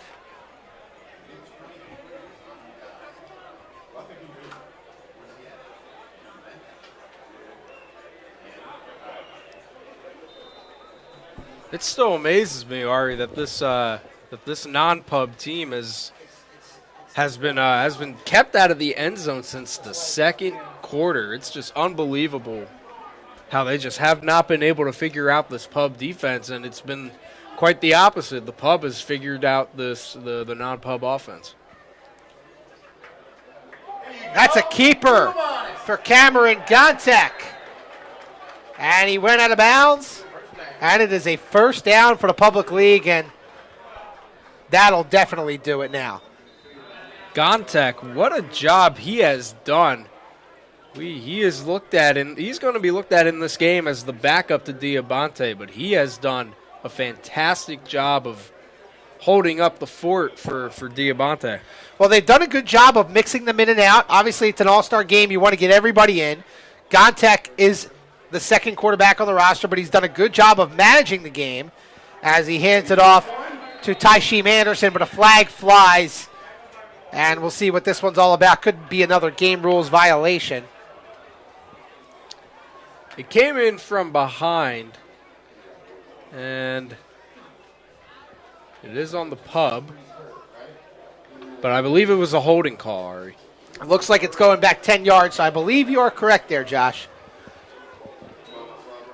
As we wrap up here, I want to give a shout-out to our crew today, our cameraman Dave Roberts and Sean Kelly, our director and engineer Steve Silvestro, and, of course, want to give a shout-out to our producers off-site, Julian Bellman. Great job here earlier today getting us set up. And I want to give a shout-out to everyone here at Northeast High School who helped us out. Chris Riley, the athletic director here at Northeast. And, of course, Brian Fluck, who is the president and game director. Doug McCauley, and a lot of great people here running this game today. And a great job to our SFBN crew and everybody who made this game possible. Second down here for the Public League. Handoff from Contek goes to Maurice Mazkua, who has a touchdown today. And you think about the way this game has gone, Josh Abrams. Non-Pub was leading 20-12 at the beginning of the third quarter. It's been 4 straight touchdowns and a 2-point conversion for the Public League team.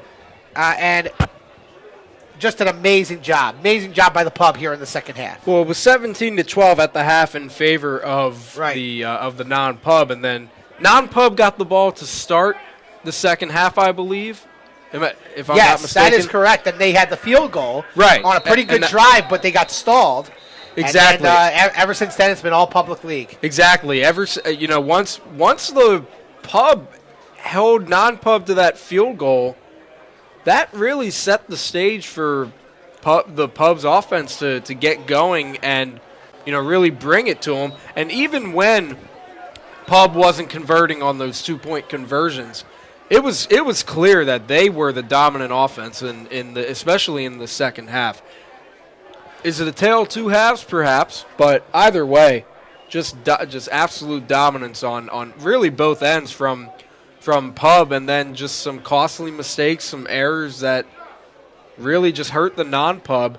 Pub had their fair share of pretty stupid or unnecessary penalties here and there, but nevertheless they have just taken over in this second half. And as the clock ticks down here, minute 20 remaining in the fourth quarter, the Pub is going to getting ready to celebrate this All-Star Game victory. Gontek is back to pass. He's got plenty of time. Dumps it off. Dayun, and he just goes out of bounds. And the non-Pub had called their first time out of the second half, and that was 4th down. So it will be a turnover on downs. Non-Pub gets the ball back with a minute 10, but not enough time to score 18 points. And, you think about, you were just recapping the game. The only good quarter that the non-Pub had was the second quarter. Right. They had 17 of their 20 points in that quarter, came up with some big defensive stops. The only touchdown the Pub had in the second quarter was that wacky fumble recovery on the punt, on the bad snap. So, and you mentioned the Pub really dominated the first quarter. And then just Diabate had a couple of big passes. We had a big run from Corey Little that set up that touchdown. And then, again, the Public League defense has done a great job forcing turnovers, really stacking up, not allowing the non-Public League running game to get going. Yeah, and that's really where the big difference is the running game for both teams. Oh, look at this pass. Davion Kidd Jackson connecting with Ryan Laughlin, the wide receiver from Archbishop Wood. So the non-pub making a little move here. Again, it's too little too late, but I think they're still playing here. Yeah, I think at this point they just want to, make it a pretty reasonable deficit here. I think they don't want to go down like they have. Right. And I believe, I don't know what the score was for when the Public League won in 2016, but they did win by a decent margin from what I remember. So, yeah, the non-pub, they're not giving up quite yet, and it looks like they moved up another 15 yards. Might have been another unsportsmanlike penalty on the Public League. Whistles blow. And a timeout called by the pub, their final timeout with about 54 seconds remaining.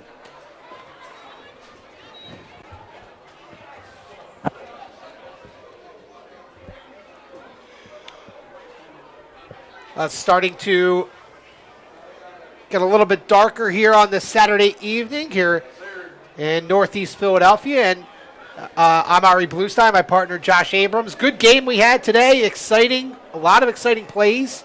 I want to thank everyone who joined us here on Facebook Live. And, we were worried about the weather here, Josh.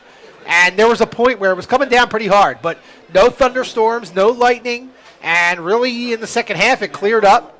And I think it was just really the second quarter that was the big problem. But ended up being not a bad night for a football game. No, it really wasn't. And, after seeing that first half, Ari, I really thought it was going to be a back-and-forth battle.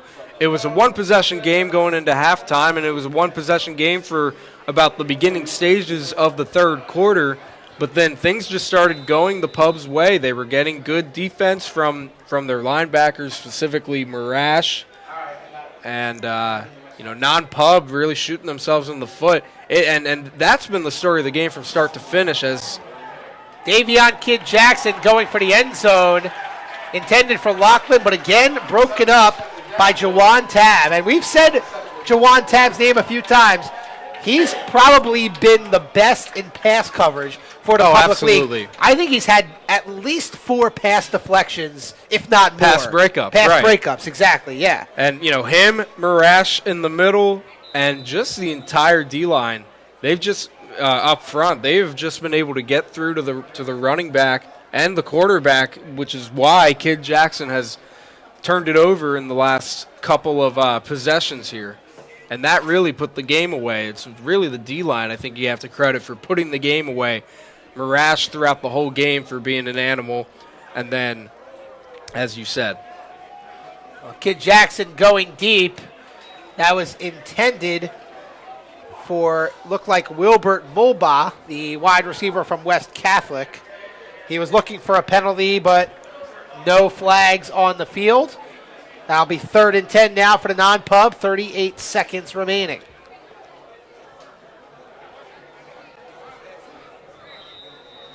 Also want to thank our presenting sponsor for tonight. We've said their name a couple of times, Payroll Service Solutions. Great supporters of Philadelphia area high school sports.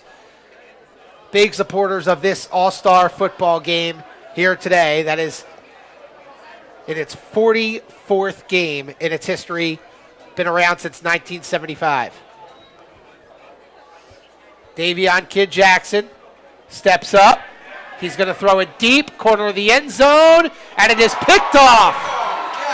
And the cherry on top for the pub, and it was Dymere Brooks, another Frankfurt defensive back. So the Frankfurt Pioneer defensive backfield showing up big time here tonight. Yeah, clearly this Public League defense has just outplayed the non-pub offense and have just been much more impressive on defense than I think a lot of people expected.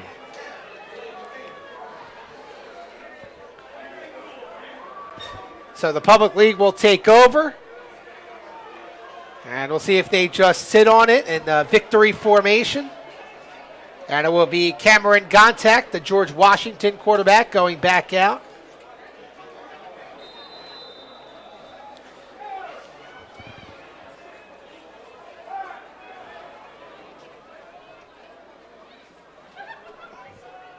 And the non-pub still has 2 timeouts remaining if they choose to use it, but I don't see why they would in this situation given the score. Contact kneels on it, and that'll do it. So the Public League wins for the second time in 3 years, and listen to the crowd.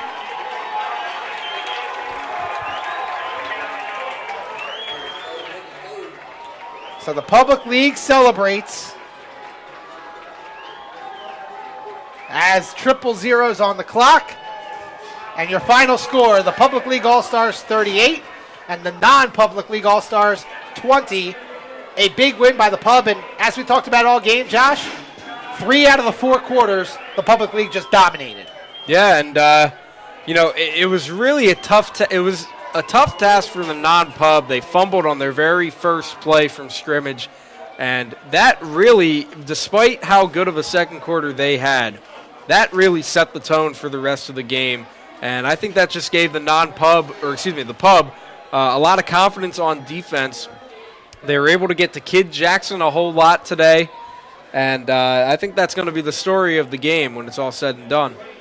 Well, it was a lot of fun here tonight, and we've thanked a lot of our people, our presenting sponsor, Payroll Service Solutions. I want to thank our crew, our cameraman, Dave Roberts and Sean Kelly, our director and engineer, Steve Silvestro. Also want to thank Chris Riley here at Northeast High School, as well as Brian Fluck and Doug McCauley and the rest of the game directors, and also all our guests today.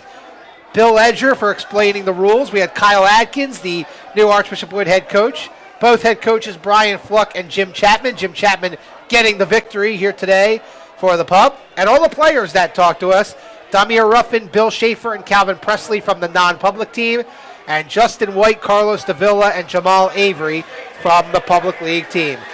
For my partner, Josh Abrams, I'm Ari Bluestein. You've been watching the 44th annual Philadelphia City All-Star High School football game, and it's the Public League All-Stars coming out on top, winning 38-20. Thank you for watching the Sports Fan Base Network presented by Payroll Service Solutions. Enjoy the rest of your weekend.